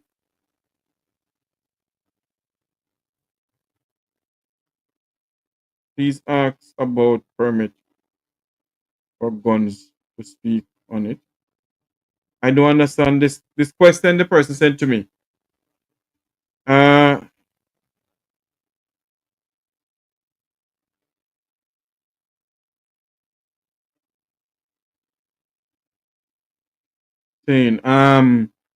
Let me see something here because apparently there's some other news coming into us. I don't know if I can put this up as yet because I haven't verified. There is something I haven't verified. I love to verify myself before I do anything, you know. And I have not verified this, so let me figure out something here. No, I can't run this because I can't verify. There's nothing to verify. I can't verify this. Thank you all very much for coming on. Thank you so much. Remember to like, share, and subscribe to the Make We Talk Jeffrey Tavares YouTube channel. Have a great night, everyone.